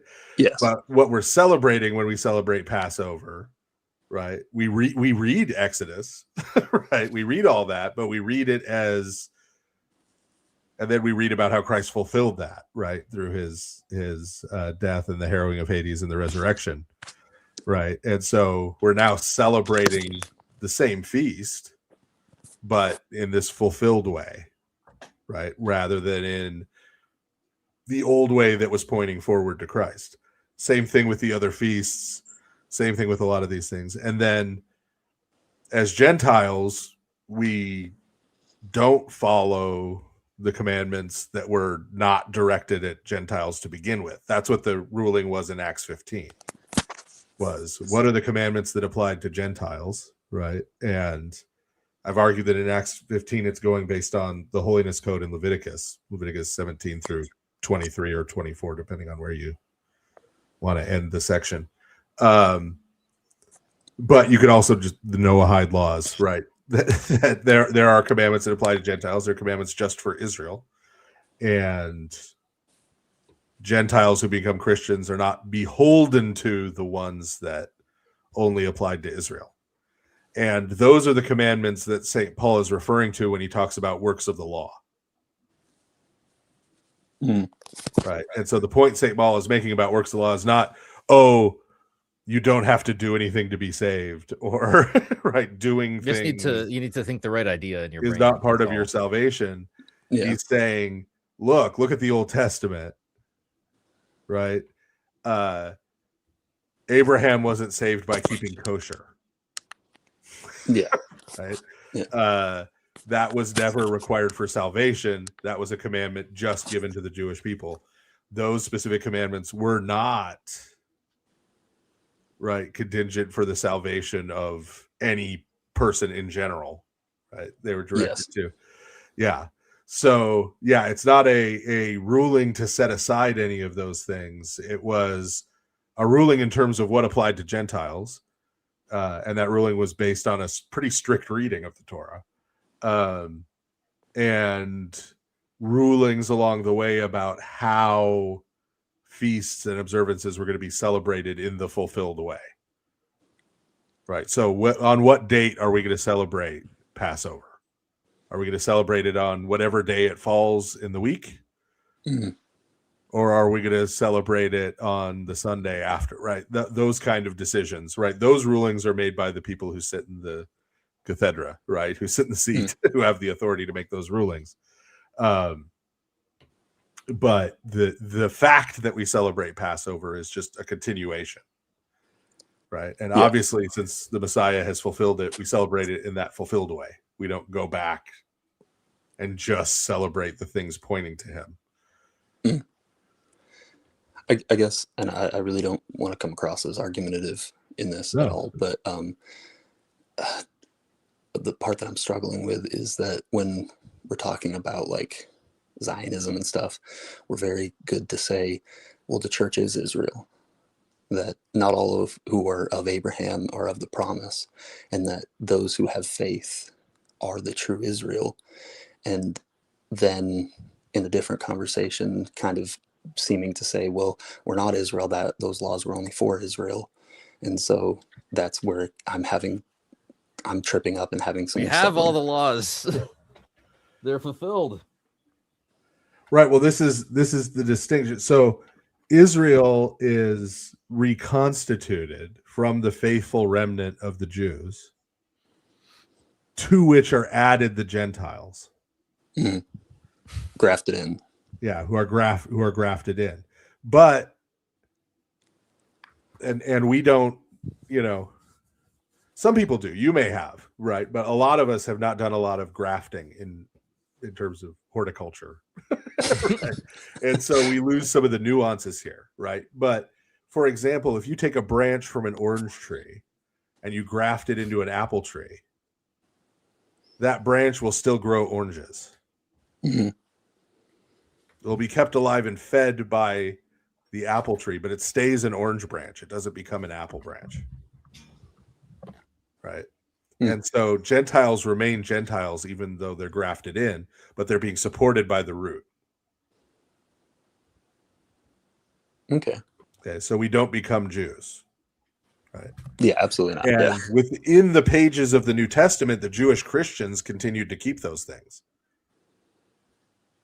Yeah. The question was, are these required for the Gentile Christians? And the decision was no. And that was based on the idea that a Greek remains a Greek. He's just now a Christian Greek. He doesn't cease being a Greek and become a Jew. And that was not based on nothing. That was based on reading the prophets, talking about all of the nations coming and offering their treasures to God in Jerusalem.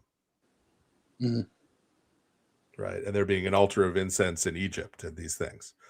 Right. So those prophecies were never all of these people will become Jews. All of them will practice Judaism. All of them will keep kosher. All of them that's never in view, right, in the prophetic corpus. Right. And so that's how the apostles sort of made that part of the decision. Was no, what was prophesied is that they would come to worship the God of Israel. They would set aside idolatry. They would set aside, right, these things. They would keep what the Lord required them. They would follow the Messiah, but it would be Greeks coming to the Lord and Egyptians coming to the Lord and Syrians coming to the Lord as Syrians and Greeks and Egyptians. Okay. So would the understanding for the old, like Ruth, Rahab, the multitude of Egyptians that left and went with the Israelites during the Exodus, would the understanding be that they too only would have followed the Noahide laws? Well, it depends. I mean, some of them ended up becoming Jewish, right? So like Caleb becomes an elder of the tribe of Judah. So there were proselytes to Judaism. There were also other people, right? Like Naaman and other people who didn't. I see that. Who came to worship the true God, but who didn't actually become Jews. Okay.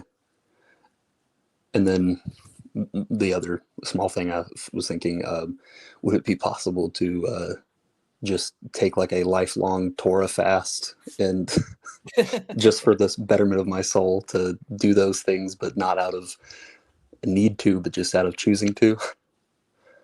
Yeah, I mean, nobody's gonna force you to eat bacon, man. Okay. Right. And as long as you're clear that this is like, I'm just choosing to, if you don't want to wear a cotton polyester blend, don't wear a cotton polyester blend, as long as you don't say like this is required for salvation, right? Or try to impose it on other people, right? That's absolutely, yeah. Yeah. If it wasn't required for the Old Testament saints, it's not required for us. It's not required today. I see that. Yeah. So, I mean, well, thank you very much. I'll stop wasting y'all's time. Appreciate it so much. Thank you. Thanks for calling in. Good questions. Some Paul of Tejas followed up on his thing. He said, I think I see the issue given what you said. This was about the Calvinist decree to pantheism or something. His decrees express something about his attributes. If he's good, how is he going to decree bad things? He can like remove his hand of protection, but I think I was hearing that the result of his decrees is identified with him. No. If you read Michelle Renee Barnes's book on the energies, makes it's like dynamis, energeia, and then energon. There's like, I might be wrong on that last one, but there's 3 terms. So he talks about like dynamis as if that's like a potential to do something, the energeia as the actualization, like actually doing that thing, the person actually doing that thing, and then energon is the result of the doing of that thing. So it's like 3 different terms. The result is not the energy. Like if the results of his actions were identified with him as well as the actions themselves, then my concern was creating being the action, creation the result, but both being identified with him. Yeah. You had a misunderstanding there. Definitely not the result. But I'm glad we have clarity on that now. And Dave says, did y'all see what the Synodality Vatican page posted on X? They posted that we cannot have synodality in the church without ecumenism. And they posted a photo with the Anglican bishop woman in the Archbishoprics of Canterbury. Yeah. It's crazy. Well, love is love. Glad I don't have to try to defend Roman Catholicism. We need Orthodox people to get on the Easter pagan word games just for funsies. Easter is pagan. Come celebrate Pascha. Honestly, that might be enough for some people. I'm not gonna lie. I've just tried Easter as papist. I throw that at my Protestant friends all the time. I'm like, why are you following the Pope, man? They're like, what? I'm like, he tells you every year when to celebrate Easter, and you just go do it. They just follow his date. Yes. What? Why did he do that? Kind of defeats the purpose of all this protesting for 500 years. Tesfo, what's up, man? Yo, what's up? So my question was gonna just be on like Calvinism stuff. So I was talking to my Presbyterian friend recently. Also, I want to wind it down soon, so if we could please just be succinct. I know this is generally only not 3 more hours of streaming is well. This is not a problem with you usually. I'm just saying. Yeah, it's no problem. So I was talking to my friend about faith alone and stuff like that, and I brought up like Job, where Job's friends have to go to Job and seek his intercession to be saved. Because they're bad guys. Exactly, yeah. And if they don't do that, I think it's Job 42 verse 8, that has God saying, "I will judge them according to their folly, unless they go to Job for this, that, and the third." And so pretty much I'm using this as an argument to demonstrate that that's a good argument. It can't just simply. But then they're just going to say covenant of works, Old Testament doesn't count. That's not even what he said. He said something like worse, something like that, but weird. He said, "Are they being justified like judicially or covenantally?" And as if there's like 2 different systems going to work. This is the Calvinist way. Make a distinction. Just create one out of thin air. Yeah, I know he just made a distinction. I've never heard of Yeah. this before. Like I didn't even know how to respond, to be honest. The That's why I judicial asked. covenantal distinction. I'm gonna need to make a list. I know. Yeah, well, Father Stephen in the it's past a has variation on what they do with the Epistle of The Old St. Testament James, laws? right? Oh, He no. means justification. yes. He means justification in terms of vindication. That's a whole different, Yeah. whole different thing. Before Right. men. Yeah, or God wills that none should perish. Well, that's his permissive will, not his decretive will, and that's Now he has two wills. Yeah, you just sort of keep making these distinctions, right? I like second actuality's suggesting. Just tell him it's ad hoc, bro. Yeah. Should I just? I mean, tell him that's it's honestly ad the hoc? core of it. It's like, It's not in the text. It's ad hoc. yeah, where is this distinction coming from? What purpose does it serve anywhere but getting you out of what this passage says? Yeah, that's fair. And then, Right. Yeah. Show yeah, me I guess other I just didn't examples. realize that. I guess I just didn't realize. Yeah, I could just say it's ad hoc. That's fair. Yeah. Like, I mean, if he and could then- show you 20 other places, if you could be like, okay, here's 50 places in the Bible where it uses the term justified. And as you can see, these 20, it means this. And these 15, it means this. And this, right? If he could do that, great. Right. But yeah, like even I in my doubt head, I it. was thinking like even the New Testament is a new covenant. We're saved through that covenant. I mean, how can you Yes. even make a distinction between judicial and covenantal, whatever? I mean, that didn't make sense to me. And then I think people need to be more aware of burden shifting, because you'll like ask them a question like, I mean, this verse kind of undercuts your entire view of soteriology or whatnot. And then what they try to do, they won't even try to answer it. It's by creating a distinction, they shift the burden back to you. So right. I think what you have to do is shift the burden back to them, because Well, they're then you also have improperly to ask shifting them, it to you. if we're talking about judicial justification, mhm, let's humor him for a second. yeah, Right? What would be the basis of the judgment rendered? it'd probably be the sins, or the list Sins of according to commands, what?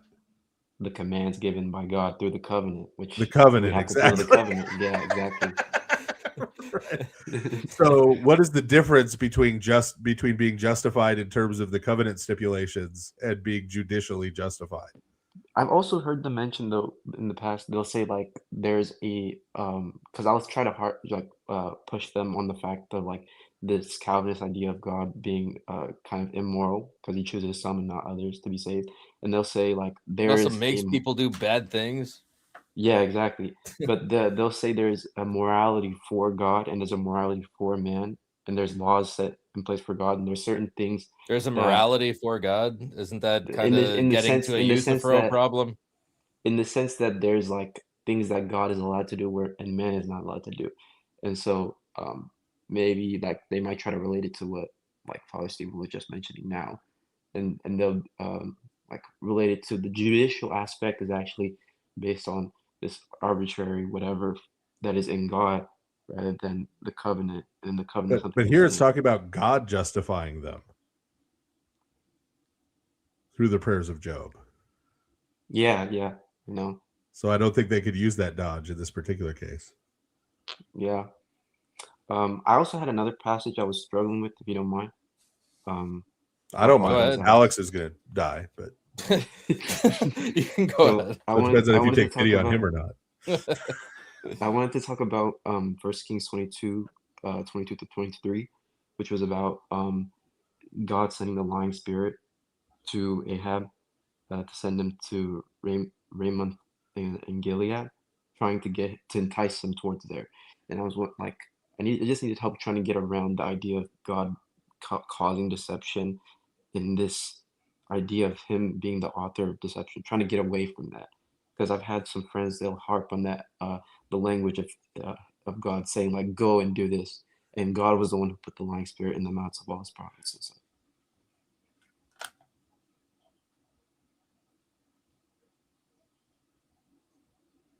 Am I muted? Wait, what was the question? Is God bad because he put a lying spirit in the prophets? Yeah, pretty much. And especially that language. It's like No, it's just they God's see him. judgment on a bad king. Yeah, but the thing is though, he's sending the lying spirit to lie. He also which is sent basically him. Micaiah after to give him one more chance. That is true. That is true. Yeah. But And so he had a the- choice. He could listen to his pet prophet, who was a false prophet, Mhm. who was therefore always either just making up his prophecies or receiving them from lying spirits, right? Or he could believe the prophet of God who God sent to him. Yeah. He had a Okay, well, choice. what if I like told like I had my friends with me and I told one to lie to my other friend and another not to lie to him? Like, wouldn't that still be wrong for me to tell somebody to lie?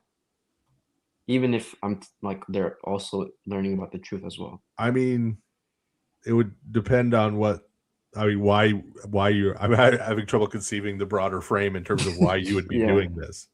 Yeah, that's true. Right. I mean, so the point is, what Ahab has done has brought judgment on him, mhm, right, and his whole family line, yeah. right.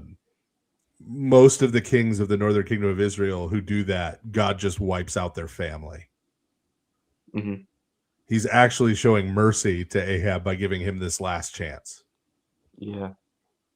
He gives him this one last chance and puts the choice in front of him. Are you going to trust the prophet of Yahweh? Are you going to trust the prophet of Baal? Mhm. And he chooses the prophet of Baal, and so he dies. Yeah. Fair enough. And okay, that's pretty much everything. I just wanted to know. Also, I was talking to Alex about it, but I also wanted to know if you were going to catch the David Erhan versus Agan debate. I'll probably do a next watch episode. party on that one, actually. Yeah, I'm looking forward to I'd that. really like to see Father Stephen's insight on that as well. Yeah, how much I say it'll depend on when it's. Yeah, that's fine. When That's it fine. airs and what else I have going on. Yeah, So. that's no problem. Anyway, thanks so much, guys. You guys have a good night. Yeah. All right, last one. I got a 4:22 a.m. guys. Dom, what's up, dude? Oh, your mic is chalked, man. He's just upset because he was supposed to light up 2 minutes ago and he missed it. Sorry about Yeah, that. I can't. Yeah. Okay, that's a little better. Oh, he's gone. Or not. Or not. I got a super chat though. Jace Boone 90, $10. Father Stephen, I've heard a wide variety of views out there about the age of the earth. I was curious, what is your view? Thank you. Love the show. Thanks. I have no opinion. Is it Father Stephen's show or my show? Lord of Spirits or he loves all the shows. Whatever this is. All the shows. All the shows. All the ortho shows. Yeah, the Septuagint timeline or the Masoretic text timeline? I have no opinion on the age of the earth. It's honestly, it's one of those topics that I know I'm supposed to deeply care about. It bores me to tears. Jace, you have to read Basil's Hexameron. If forced to choose, I would say 250,000 years old. It's a pretty round number. And then if you put a gun to my head, I would say, no, whatever you say. That's I don't care that much. First monetization an hour. Give us a soundboard. Well, I got to give you the 7 figures. What is my bank account going to look like in the next 2 to 3 years? I need 7 figures. I need 7 figures. I can't believe he said that. I'm on my way, working up to 8 figures, so I can pass Ruslan here. So thank you guys. That's Gnostic. That's what? That's Gnosticism. It's That's nasty. That's nasty. Yeah, I'm kind of waiting to see if Dom is going to call back. But all right, fine. I'm going to do a random. I'm going to pick one at random. Jewish, Orthodox, Christian. Good. How are you guys? So far, so I mean, I'm tired, but I'm here. Cool. Thanks for staying up so late. We really appreciate it. Thank you. Just a quick question. So y'all were talking about the Noahide laws for Gentile Christians, and I, being a Jewish Orthodox Christian, have always kind of struggled with this. Like, am I supposed to continue in the Levitical laws, or do I do like the Noahide thing? I'm just not really sure. So your opinion would be, yeah, what do you guys think? I mean, Father Stephen's like the expert on this. So he called in on the right stream. Yeah, so you follow the way of life of the community that you belong to. Okay. So that would be the Orthodox parish that I attend. Yes. Okay. Yes. And that's true for everybody. what I've hypothesized, and people can't seem to understand the nuance of this, no matter how many times I give it, is that hypothetically, if there was a mass conversion of Jewish people, right, such that we had essentially Jewish Orthodox churches, the way we have Greek Orthodox churches or Russian Orthodox churches, there were Orthodox churches where it's entirely or almost entirely Jewish people, right? If we had such a mass conversion that resulted in that those churches would at some point have bishops who would be Jewish bishops, and those bishops would decide what parts of Jewish culture were maintained within those Orthodox communities, Orthodox Christian communities, right?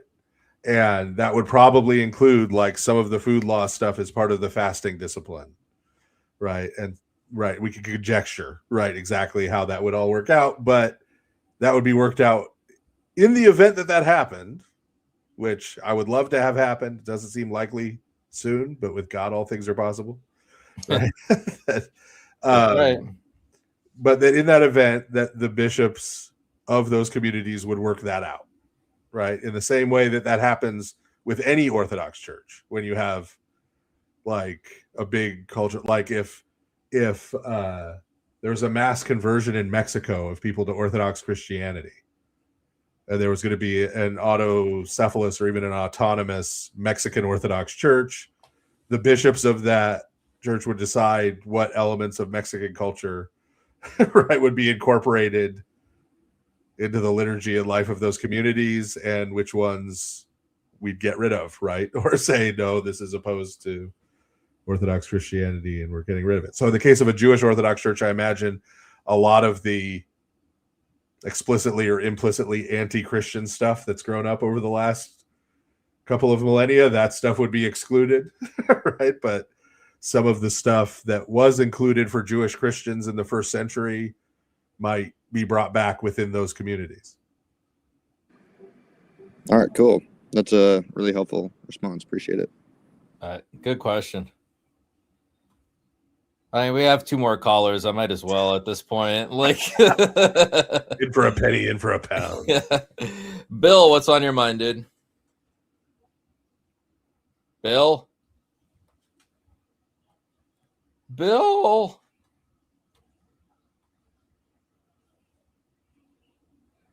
Lost his chance. Samuel, what's up? Hello, can you hear me okay? Yes, we have another Australian. Well, English originally, but yeah, technically Australian now. Oh, Yeah. would I survive in the bars over there? I think you could. I'm not. What crime What crime did I commit to? Being born to two English parents that decided to move. Oh, okay. Decided, huh? Okay. Okay. I'll let it be. First of all, Alex, I think your impression that you did of Dr. Cooper was pretty funny, and I'm saying that as a positive. What? Wait, what? Dr. Cooper? Yes. Yeah. I forgot about that video. Thanks. You didn't seem like the impression type, but no, I think you nailed it. Thank you. I appreciate that. Man just got me out of my chair. Haven't watched the debate yet, but do plan to. I was still working as you were doing it. I've got a question, Father Stephen DeYoung. So up until 3 months ago, I was a very happy Presbyterian, and then I found your video. Then you're probably not a happy Presbyterian. I've never met a happy Presbyterian. Well, one of these two things changed. Either you're an unhappy Presbyterian or you're not a Presbyterian anymore. I'm a confused Christian, I would say. Fair enough. Points for honesty. The biggest issue I think that happened for me was PSA, to be honest. Since seeing Father Stephen DeYoung point out that actually there's no example in the Old Testament. Seeing that there's no example in the Old Testament of sacrifices being put onto an animal, or sins being put onto an animal, and then that animal was sacrificed. and demonstrating how actually the animal becomes unclean. I remember where I was. I'm a gardener, so actually your previous comment on grafting was relevant to me. But I remember where I was in the client's garden, and I had to stop. And honestly, I had an emotional conversation with my wife later, kind of that day or something. It felt like I was dying. It's a bit of a rug pull, isn't it? Because well, I mean, you have so many assumptions there, and it gets like that line of argumentation is like, well, there's no typology. What are you talking about? And like everything you're taught is like everything you see in the Old Testament, everything is like this substitutionary penal atonement. Like everything is going towards it, and then you're like, wait, not even a little bit. So I think I know what you're saying. Well, it's been difficult because obviously that was my faith, and I can't hold the PSA anymore. I can't make it work, and so I'm just in this odd position. To get to my question, most Presbyterian converts I've seen who have talked about their conversion, oftentimes I've seen them bring up the appeal of the ancient faith and the traditions and the icons and more of the aesthetic elements, some of the spiritual elements. But again, I was very happy and I still am attending, a member in good standing of the Presbyterian Church. But for me, I just can't get over the theological issues specifically. And I was just interested if Father DeYoung either had a video or was going to do a video at some point, maybe detailing his conversion from Dutch Reformed through to the Orthodox faith. The reason I'm asking this is because obviously, not obviously, I've been a Presbyterian my whole Christian life. I was saved in the Presbyterian Church. I know that how you believe in salvation is different, but we can put that aside for a moment. And so, since listening to sermons at my church about unconditional election and going through Ephesians 2:1, but only reading half the verse, or other things like that, I'm really struggling. I've talked to my pastor about it, and he says that look, the fact that you're asking these questions shows that you're serious about understanding your faith, and so he's been very supportive of me kind of questioning some things. But essentially, I'm not sure. I don't have a clear path on if I did have to leave my church, how I would do it. So for me, that's more the issue that I'm having. I could see how Orthodoxy is consistent within its own system. I saw how Calvinism was consistent within its own system, but now I'm questioning the presuppositions. And I think just seeing someone who had theological issues that I have and how they were able to make the change in terms of the relationships they once had, bringing up children in the church and having to leave. That's what I'm thinking about at the moment. I'm not ready to convert to Orthodoxy, I don't think, but I like to think ahead. So if I did, I'm struggling to see a clear path to it from where I am. So that's kind of my question. I'm sorry if that's unclear. But Father DeYoung, I've got Whole Counsel of God, started reading yesterday, and I'm halfway through. And it's a great your one, book by the on way. God in the Old Testament. I feel like that it's one's kind of slept fantastic. on because And it's small, but it's really good. I like it. I find that Stephen DeYoung writes how I used to write my university essays, and so I find I can just it's so familiar, his writing. But I've also got the Religion of the Apostles, Paul the Pharisee, the God of War, Father Stephen Stack. Yeah, and so I'm going through them now. I think I'll get through them quite quickly. So I'm just But do you have God as a man of war in Romanian? I don't. Is it in Romanian? I have 4 copies of a Romanian translation in the other room. I got to bring it to my parish. But yeah.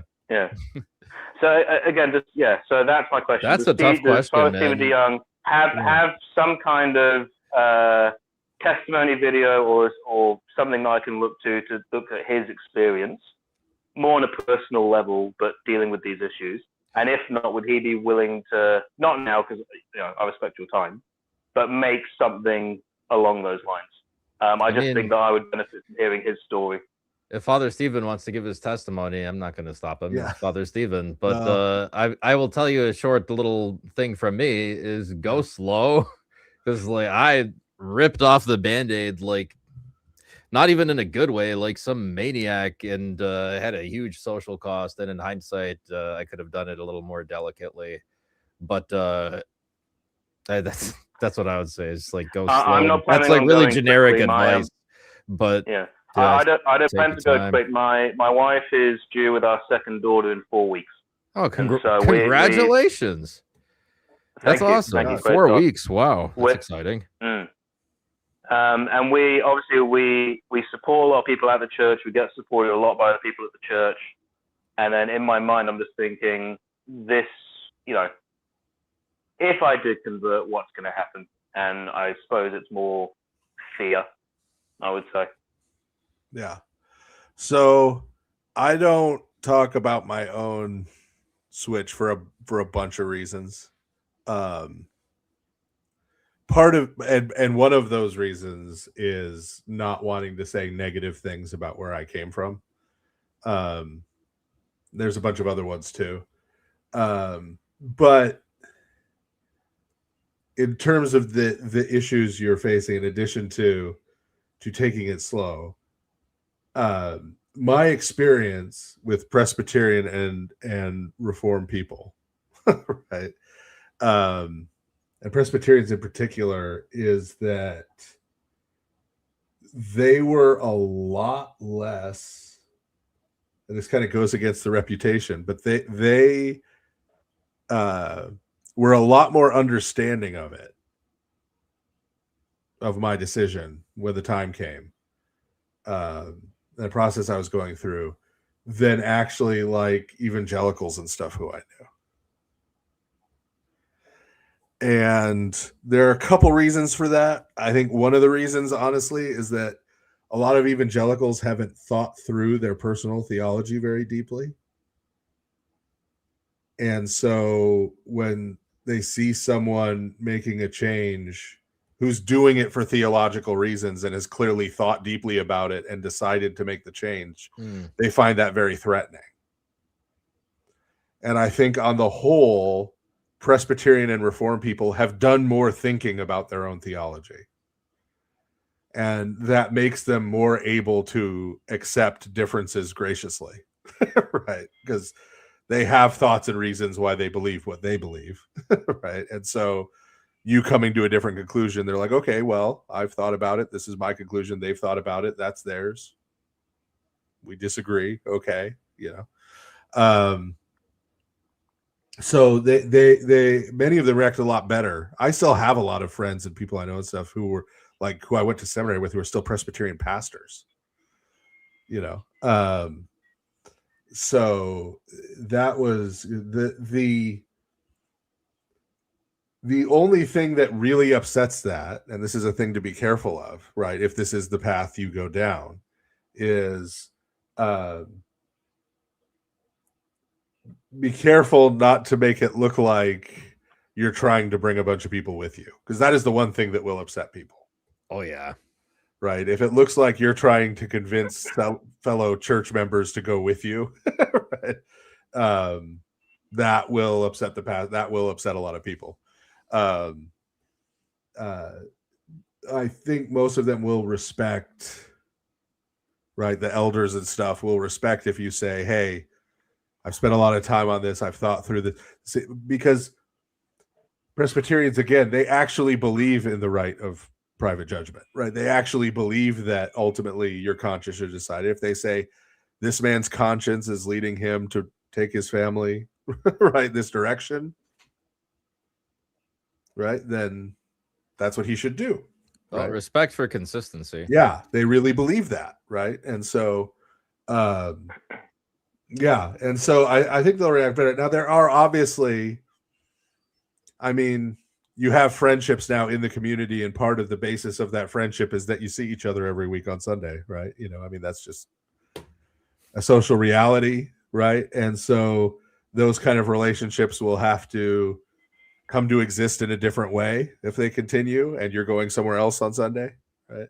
Just on practical levels and that kind of thing. But the relationships like that are important to you, if they're important to you, you can preserve them, right? You can find other times to see each other, other times to spend time together, right? To be in each other's homes and continue those friendships, right? And those supportive friendships. It'll just require a little more effort. But again, if they're valuable, then, you know, it's worth the effort. So I don't think it's something to be too terrified of. I mean, I understand why you would worry, right? But I think in your particular case, based on my experience, and that's what you were asking for, right? Based on my experience, the particular milieu you're in is going to be more forgiving and more understanding than I think you're worried they might be. I appreciate that, and that sounds accurate to me, given the people I know at my church. Yeah, but I love them dearly. I'm one of the Bible study leaders. I'm a lay preacher within the church. Right now, I'm doing training within the church for more leadership. So potentially, if I headed down this path, I could be an elder in a few years, and I don't know how I could do that without holding to actual Presbyterian views. And I've told this to my pastor. I said, look, it might get to the point where I can't in good faith lead a study or do a sermon. So he's aware that's my view. My view isn't to, as you said, just to take people with me. I'm trying to be a bit more reserved in that regard. But I'm just seeing the struggles between my developing theology at the moment and what gets taught. So that's yeah, and I think you're communicating the right things, right? Saying that to your pastor, saying, hey, I'm not going to just keep doing this leadership position and teach against what the church teaches, right? The fact that he knows that you understand that would be inappropriate, he's going to respect that, right? That you're thinking this through and you're trying to do this the right way, right? Even if he disagrees. And I respect the decision. I respect the Presbyterian church government as well. Like I've told people before, so our particular church in Australia had a big debate at the General Assembly level on paedo-communion. And they ruled that although they were overall against it, that they could allow individual churches with discretion of their minister to do that. And our minister is for paedo-communion. So we commune our daughter and try and explain to her what we're doing. She's only 2, but she's quite vocal. But if the elders came to me tomorrow, along with the pastor, and said, we're no longer allowing this, even though I have the right of private interpretation, I think as long as I'm in the church, that would be a case where I would need to respect their judgment as elders, and I would have to submit to that teaching. So I do respect the view. I think a lot of people, especially in Protestant circles, like to do church hopping. So, this isn't for me anymore, I'll go somewhere else. But yeah, I'm trying to be a consistent Christian in submitting to them. At the same time, I can't even justify their ordination historically. So it's tricky. Yeah, it's tricky. Yeah. And I had to draw lines at a certain point, right? Like I still had, when I was in the inquiring phase, I still had places offering me lots of money to come and preach just on an off Sunday, and stuff. And I finally, I drew the line at, okay, the day I officially become a catechumen, right? I will no longer do any of this, right? Like that's the cutoff, right? Until then, I'm not committed, right? But once I'm committed, right, then I will, cut all of this out. But so it sounds like you're thinking that way, and you're making lines that if it comes to certain points, right, that's where you have to proceed or not proceed, right? Because there's a line there. Yep, correct. I think that's my question. I can see that might need some rest soon, Alex. Yeah, hopefully I'll call in another time with other questions as I continue to read through your work and listen to your Book of Enoch podcast. Yeah. Yeah. I haven't heard you go through the Book of Enoch yet, but yeah, we haven't. Yeah, there's this, and it'll probably be like the last episode because there's this meme out there on the internet that all we talk about is the Book of Enoch on Lord of Spirit. So yeah. You can hear Father Stephen talk about Enoch or the Book of Enoch if you buy the Audible version of the Apocrypha book. It talks about it for 2 hours. That is okay. I read the entire chapter out loud in a friendly voice. Yeah. Good to know. Well, all right, I think I'm finished, but I'm sure I'll call in another time. Thank you both. Great, thanks. I'm glad I took that one. It's so wholesome. Dom, this is the guy whose mic disconnected earlier. Father Stephen, thank you for the donation, by the way. My wife is slowly coming out of Hebrew roots. Oh, these are Father Stephen's favorites.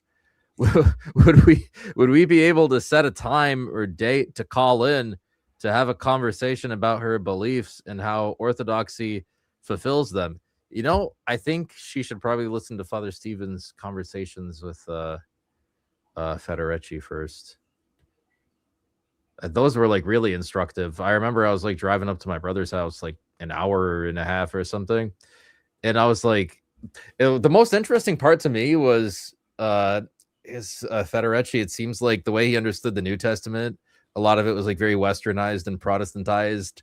Yeah. And then you were like, nah, Paul was actually a Pharisee. He's saying Pharisee things. Yeah. And then he was like, oh, and like watching his eyes open to be like, oh, that's what he like. Oh, a sin offering. Oh, okay. But that was I thought that was really interesting. Yeah. I mean, I don't know if I can set a time and a date right now. But I'm especially if you're talking about like a private conversation thing. Might be tougher to do, but I mean, in general, if she doesn't mind talking publicly or wants to feed questions through you anytime I'm on like this on any channel, I'm happy to answer questions about it, either live or she could have you post them in the chat or have you come on and ask her questions for her if she's shy about it. We take it easy on the ladies here. I don't give them too hard of a time. But yeah, I mean, I'm happy to answer the questions whenever I'm around answering questions. All right, last one. And then I think I said this like 20 times already. Jim, what's on your mind, Jim? Thanks for calling in. Yeah, thank you. I just got on, just listened for the last 5 or 10 minutes. So pardon my ignorance. Sure. Well, I suppose I should give my background. Lawyer, semi-retired, and a historian, Catholic, pre-Vatican II. I didn't know that was an option, but thank you for calling in, counselor. Anyway. I too am an attorney. Oh, well, that's your bad luck and my bad luck. Facts. I always say, if you really hate someone, detest someone, tell him to study law. And that's a sin in itself. Yeah. Anyway, look, I'm not a theologian. I'm not a biblical scholar by any stretch of imagination. I'm from Sydney, Australia. And as I said, I just came across your, I think, very interesting, and I want to be enlightened in your theology. I don't want to argue theology. I'd like the conversation to take from a historical perspective and challenge you from history. Now, I see Father Stephen D. Young. Now, are you again, I'm just asking questions, an Orthodox, or what is meant by you? Yes, we are Orthodox. I'm an Orthodox priest, yes. All right. In Russian, Ukrainian, Greek, Antioch. Yeah, I'm in the Romanian jurisdiction. All right. Okay, Yeah, so for me, I- it was like when I Alright. the history that I did study. It's the Church of the First 1,000 Years was very synodal, and yeah, all of the the Bishop of Rome was very important, but all the patriarchs were very important. And I see the structure of a pentarchy, not the kind of monarchical structure where we see it's just like one man at the top of the church. To the second 1,000 years, I just see the Western Church just has reform after reform after reform. You have the Gregorian reforms, and then you have the Protestant Reformation, and then you have the Tridentine reforms. Vatican I was another type of reform with the ultramontane church and that party kind of taken over, and then Vatican II again was another ecclesial renovation. So I just see another reform. So in the Orthodox Church, it's the same thing. Well, if That's you're the Church of the Orthodox, first 1,000 years. well, if you say Orthodox, correct me in historical terms, 1054, does that ring a bell? Indeed. First schism. So, Well, not the first one, but a big one. Well, there's all these, church fathers. I won't go into this, St. Augustine, etc., etc. That's all theology. The City of God and Thomas Aquinas and various church fathers, which we acknowledge, or some of us don't acknowledge. Again, I'm an ignoramus as it comes to theology or biblical studies. So I'm not attacking or not. That's a wrong word to attack. I mean, I like to be enlightened. I just wanted the Church of the first 1,000 years. Yeah. That's it. So I look at it, if I can use an analogy. Sure. The trunk of the church is Catholicism, and if I can simply say, and this is a Protestant Oxford University book, the history of all the popes, ab initio to date, 270 whatever, anti-popes, popes, and so forth. We have a pope. No, you have a archbishop, whether you're Romanian, Serbian, Greek, etc. The Bishop of Alexandria is referred to as a pope. Oh, you what? Yeah, I'm not going to that. What I'm getting at, all the other churches, whatever, Protestant, we can go right up to 2026, is branches of the trunk. And the trunk, talking in history terms, not theology. I'm not saying this is right or wrong. Yeah, I know. Theology. And it's did written Christ- Oxford University. Here you are. Christ. There you are. Theology. No. No. I'm talking historically. History. Our Lord Jesus Christ. History, man. Right. Our Lord Go Jesus Christ in person appointed the first bishop of the church, the very first one. Yes. Right? And who was it and in what city? What are you trying to say? I'm asking you a question. All right. What city? I mean, if you don't know, Jesus I can Christ. tell you. No, I can't. All right. Our Lord Jesus Christ, after his resurrection. Yeah, right. And you could verify this with any Roman Catholic book of church history. He appointed, he appointed the very first bishop ever appointed to the church. Right. That was his brother, St. James, in the city of Jerusalem. That's right. All right. Well, Right. Yes. So the place where the church grew from is the trunk, right? So the Church of Jerusalem is the trunk. Yeah. The Church of Jerusalem is the trunk. We agree. We're in unison. Great. So the patriarch, the Bishop of Jerusalem, the 187th successor of St. James, is an Orthodox patriarch. Well, where do you get that claim? You just agreed to it. Where's your patriarch of That's 12 Jerusalem? apostles. You're talking about the death of Jesus and his resurrection after the Easter, and you got the different calendar 14 days behind. But I'm going to history. This is the initial church. And they roamed led all the by 12 St. apostles. James in Jerusalem. That's right. Well, it doesn't mention orthodoxy. And they go out from Yes, true. they go out to the Ethiopia, church of Jerusalem, Levant. They go to they go Greece, to Antioch, Antioch, all the way. they Yes, go to I know that. Alexandria, they go to Rome, Rome.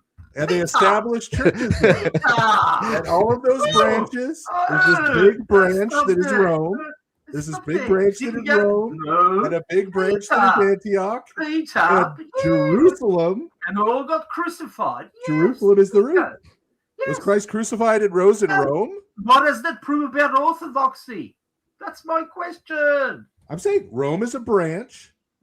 Antioch is a branch. The trunk is in Jerusalem. Alexandria is a branch.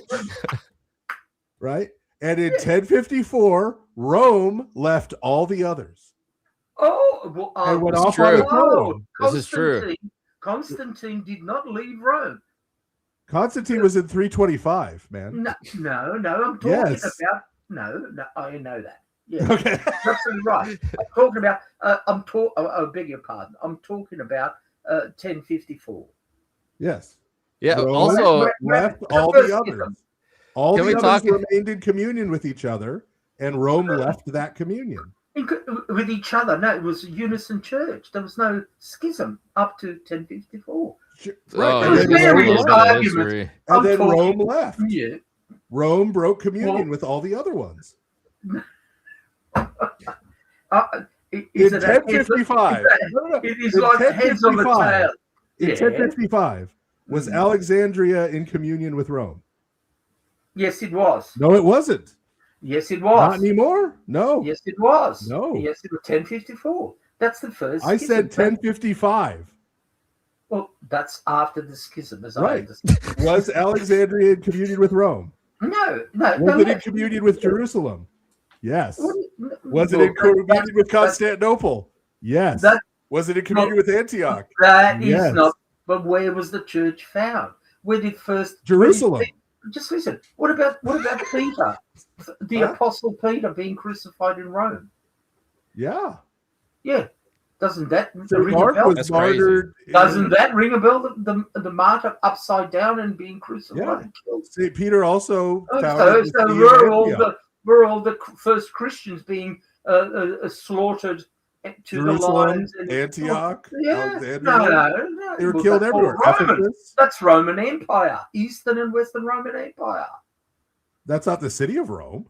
No, well, Eastern and it's all roads lead to Rome, not Constantinople. That's amazing. And that's the point. It's Eastern and Western Roman Empire. Wait, no. What do roads have to do with? Not roads. You're talking about the trunk and the branch of the church. You're being very technical and literate by saying roads. 1055. All right, let's talk about roads. 1055. Who all of invented the roads? churches. Who invented 1055. roads? Was it Constantinople or Rome? 1055. In 1055, all of those ancient churches were in communion with each other. None of them were in communion with Rome, meaning Rome left that communion. I like this dialogue. Are you going to tell me that the Beatles left Pete Best? all right. Is that what you're going to tell me? Father Stephen. Beatles left Pete Best. Pete Best didn't leave the Beatles. Digressing. It doesn't work with a lawyer. Alex could probably vouch for him. Mate, that bullshit argument, please. I think please, Father don't- Stephen is the No, most no. powerful on this panel. Now, could I ask you? Of course, he is. Yeah, in terms of theology and biblical studies, most certainly, I concede, Your Honour. Also, the question to you is, Laura. Father Stephen, if I can say, I came across. Could you? Also, he has the elaborate- best beard.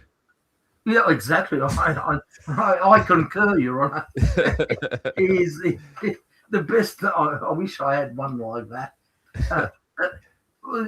I presume you're being an American. Now, you're being an Orthodox. No, I'm talking about Father Stephen. How him too. your journey into, I presume, please correct me if I'm wrong, into Orthodoxy or more specific Unitarianism, because I'm an ignoramus as it comes to Unitarianism, which I understand it's very vague, very pedestrian. It is. There's no Trinity.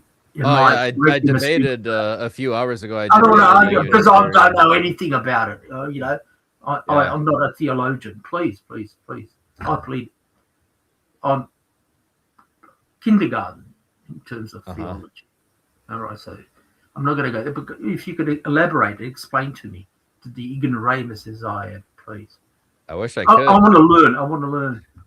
I wish I could, but every Unitarian is a different against position. a Unitarian. We're not Unitarians.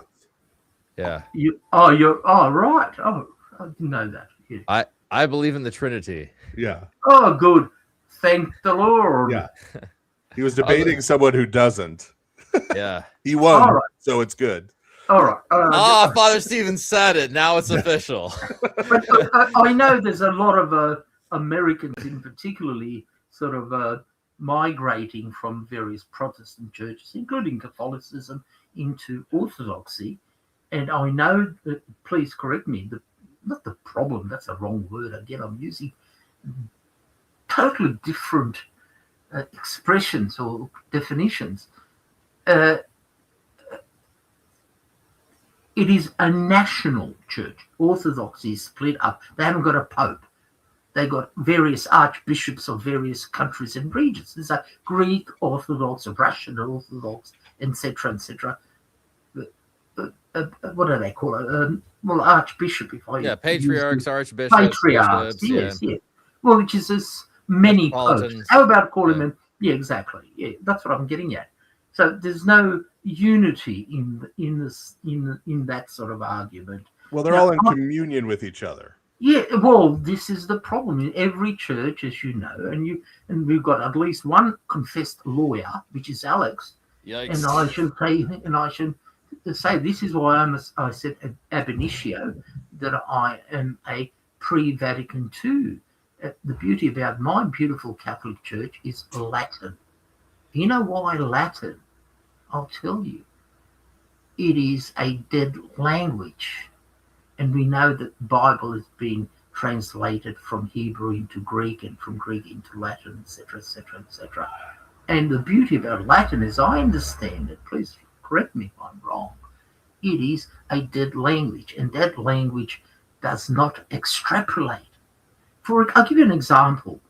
There's a famous English case when I did law, criminal law, and there was after the war, there were two criminals who were robbing a warehouse in 48, 49, just after the war.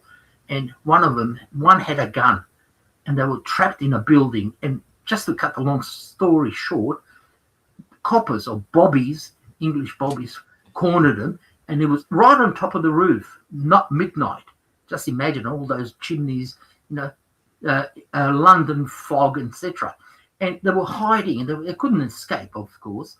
And one of the guys said, "Hey, Johnny, let him have it." And the guy with the gun fired, and he killed the bobby. So both of them were up for, murder of a police officer. So one of the people it's a famous case. I haven't got it here. Everybody knows about it. You can Google it. One of the things is, when I said let him have it, I meant let him have the gun. And the beauty, getting back to theology, in Catholicism, having a pope, all the disputes about language. For example, let's talk about gay. 40 years ago, there were people, let's be gay boys. What does gay mean today? If they say, I'm gay. Whoa! Are you transitioning? Maybe. See, etymology of the word changes. And the beauty about Catholicism, and I don't agree with Pope Francis or the current Pope, as I said, but I'm still a loyal Catholic, and I will. What about Leo? digress. What about Pope Leo the 14th? I do not. It's sort of liberation theology. See, he's taking your Latin mass away from you. Yeah, exactly, This is true. Exactly. I agree. This is with true. You. Yes, and Novus Ordo, it is bogus Ordo. But again, I'll try to go to Latin mass. But I agree. I concur. I'm not against that. And this is the issue. There's been a lot of antipopes. I'm not saying they're all saints.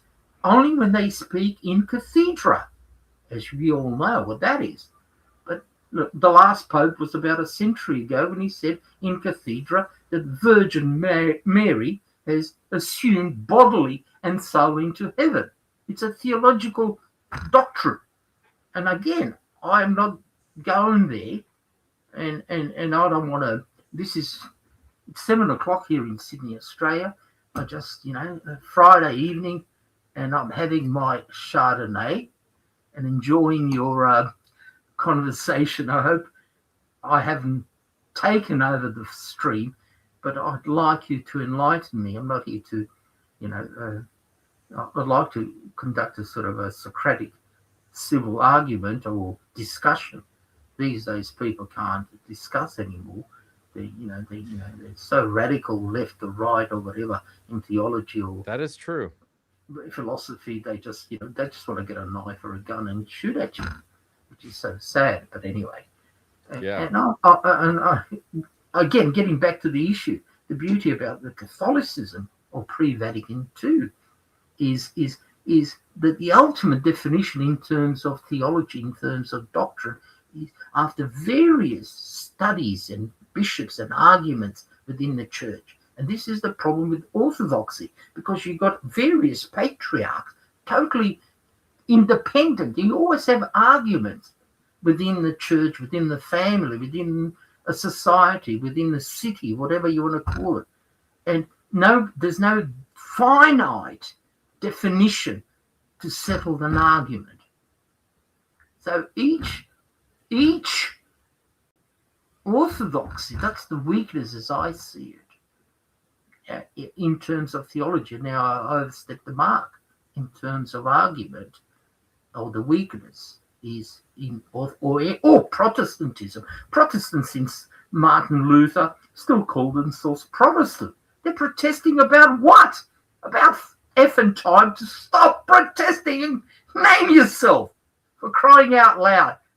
500, nearly 600 years after the event, there's about 300 or 30,000 denominations. And this is the problem. Particularly in America. It's a big problem. You go, well, any pastor, so-called pastor says, oh, look, I don't agree. Again, going back to the text, remember the argument I said about the two robbers, let them have it. The other argument was, let him have it. He shot the guy. No, I meant let him have the gun. Ambiguity interpreting the Bible. And everybody says, read the Bible and you got a hotline. Hello, Jesus, how are you? I've read the Bible. I'm talking to you. I don't need the Pope or the bishops or anybody. That's the problem. So do you understand where I'm coming from? Yeah, agreed about Protestantism. I'll shut up while I'm ahead. Well, agreed about Protestantism, but I think you're speaking on a theoretical level, and I want to speak on a practical level. Go ahead. Right? Sorry. On a practical level, have the last, I don't even have to do 100, have the last 60 years of popes brought unity? I just want to make a comment about that person. Made a comment. Yeah, they're right. It is Friday evening. I'm relaxing. So yes, I apologize for my rant. You're good. Is right. Have the last 60 years of popes brought unity or disunity to the Catholic faithful at a practical level? Last 60 years has been a disaster. Exactly. That's no disorder. Yes, right. On a practical level. 1965. The decisions of the popes have brought disunity to the faith. Yes, right? Absolutely. Okay. So just having a pope doesn't guarantee there's going to be unity and everybody's going to be on the same page. Right? Yeah. No, right. Now hold on. Yeah, go ahead. Yes, sorry. On a practical level, okay, I celebrate the liturgy in an Antiochian church, right? Antioch in Syria. Patriarch of Antioch is in Damascus. Alex goes to a Romanian Orthodox church. Patriarch in Romania. Bucharest. That's right. Right? We celebrate the same liturgy every week. Same scripture readings. Absolutely. Same hymns. Right now, so on a practical level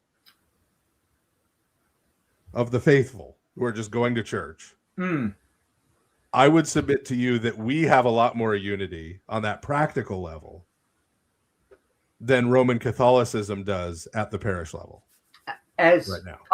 post Vatican II. Post Vatican II, yes. Absolutely agree. I would say Okay. yes.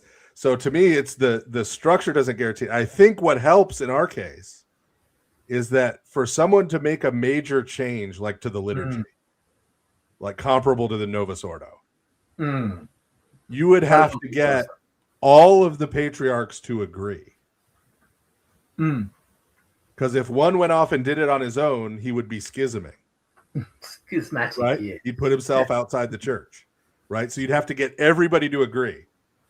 And it's really hard to get a big group of people from different countries, different backgrounds, different situations to get them to all agree on something like that. Yes. Whereas if you can get into the Vatican, you've got all the levers there to start pulling, to start making unilateral changes, right? Start cutting back on the Latin Mass, to start doing all those things. You just need one person to get in as Pope who has an agenda, right? And they can create a lot of chaos. This is true. For the but faith. We had many anti-popes, as you know, very corrupt. But this is not the point. The point being, as Catholics, and this is the belief, that the Holy Spirit unites the Church, being the one Roman Holy Apostolic Catholic Church. And it is only when you are challenging the doctrine of the Catholic, and that's what's so hard. Modern Catholics, a lot of them, the synodal, as you know, and what does that mean? I still don't know exactly. Yeah, I don't think they know. I don't think anybody knows what it's going to turn into. Well, this, if I can put it as I see it, as a humble, nostalgic Catholic, looking at the past and yearning for my Latin Mass, and the beauty about Latin, 2,000 years of tradition. You know what I love Latin? Because Satan hates Latin. That's one reason. Forget about theology. I love Latin, and I don't speak Latin. I was taught Latin and Greek in my high school by Christian brothers here in Sydney. But anyway, that's gone many years ago. And what I'm trying to say, you're absolutely correct. And this is the divergence that the Catholic Church is various so-called modernists. You know what G.K. Chesterton said. He's a great English convert into.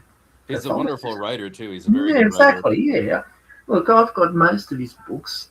I've got a huge library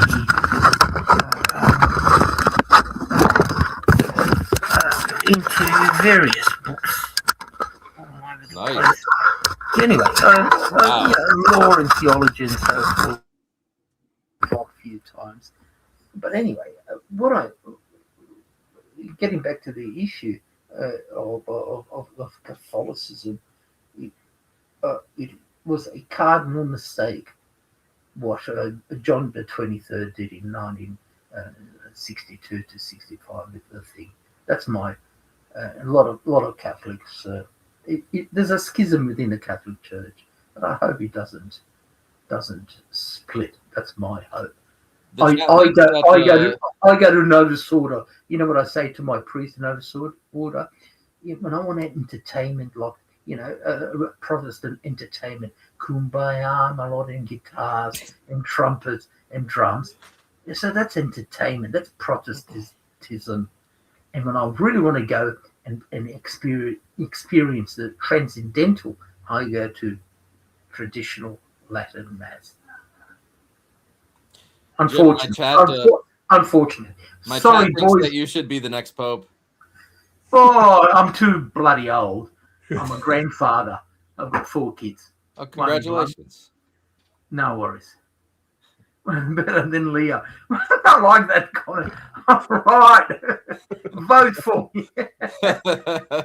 Look, I've dominated. Typical lawyer I am. I mean, Friday evening here in Sydney, I'm sipping on my Chardonnay, finishing bloody work, and here I am trying to,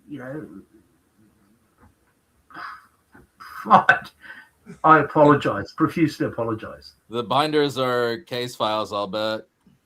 A what? Filled with, in the chat, they said, we all want to know, Jim, what's in the binders. I'm just guessing it's probably a bunch of transcripts and exhibits and filings. And what do you want to know? All right.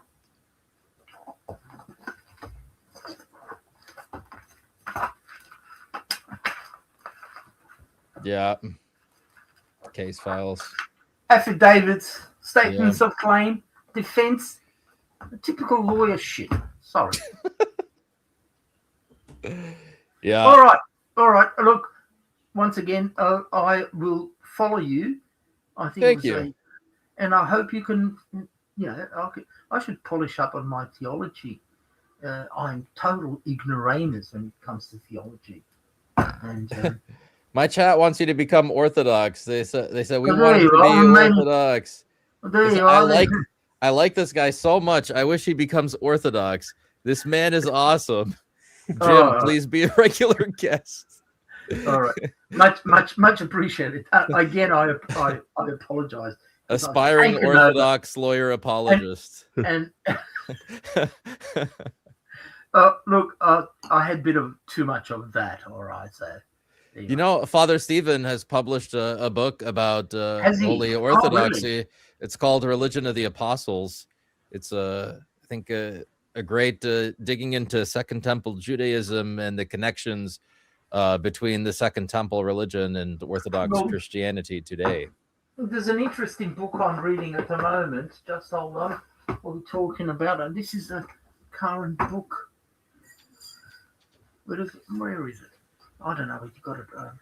The Hyphenated Heresy, Judeo-Christianity. Yeah, Joel Webbin. Yeah. Oh, American yeah. guy. Yeah, we know Joel Webbin. Oh, you do? Oh, there you are. I haven't got time to read. I'm too busy working. But anyway, once again, thank you very much, and enjoy your evening, or my evening, your morning, I suppose. Yeah, early morning. All the best. Thank you, sir. Thank Really you. morning. Yeah. All right. See All you right. later. Thanks for calling in, Jim. Wow, what a way to end the stream. Great. Oh, wait, we there's got- more. No. I got some super chats, and I'm calling it, gentlemen. Mr. Fist, $20. Thank you very much, Mr. Fist. Ma Pope. You get the clip you wanted. $9.99. Matthew Hamline. This is why I didn't come on combative. It just makes you look prideful and inevitably silly. Well, I think it eventually went well. And sometimes people just need someone to talk to. And we also love people here. So it's not we're not always trying to destroy people. People come in looking for trouble, they're gonna get it. They're gonna find trouble. But and I'm sorry, there are ladies in the chat too. I'm okay. Well, I'm gonna end the stream before I have some foot and mouth moment. Father Stephen, thanks so much for coming on. Ladies and gentlemen, thank you for tuning in. I love Thank you guys. for enduring Alex's misogyny throughout the stream this evening. My misogynistic energies. Oh, I gotta do some soundboard stuff for you guys. How about Do you cry over Mother Mary on Friday nights?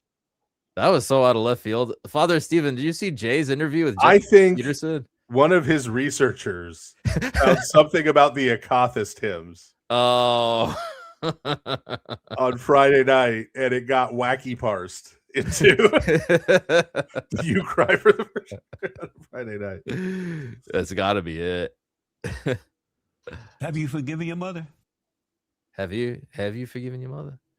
Yeah. Thanks again, guys. Yeah, this was good. I think definitive win in that debate. I think Metaphysics Mike has some things to think about. And yeah, thanks again for all the support, guys. I appreciate it. Tomorrow we are crying over Mary. Well, today for me, I guess. 4 a.m. It's 5:19 a.m. for me. I just got a super chat. Oh, golden handcuffs. What? $5 from Compendium. You're still alive, you absolute goat. I'm still alive because people keep on telling me that We're working on it. We're working on it. Yeah. Thanks for the $5, man. Oh, now I need another soundboard. this is probably fitting. Tell me your epistemic justification for that claim. What's the proof of the evidence? What is your epistemic justification for claiming that Alex is alive?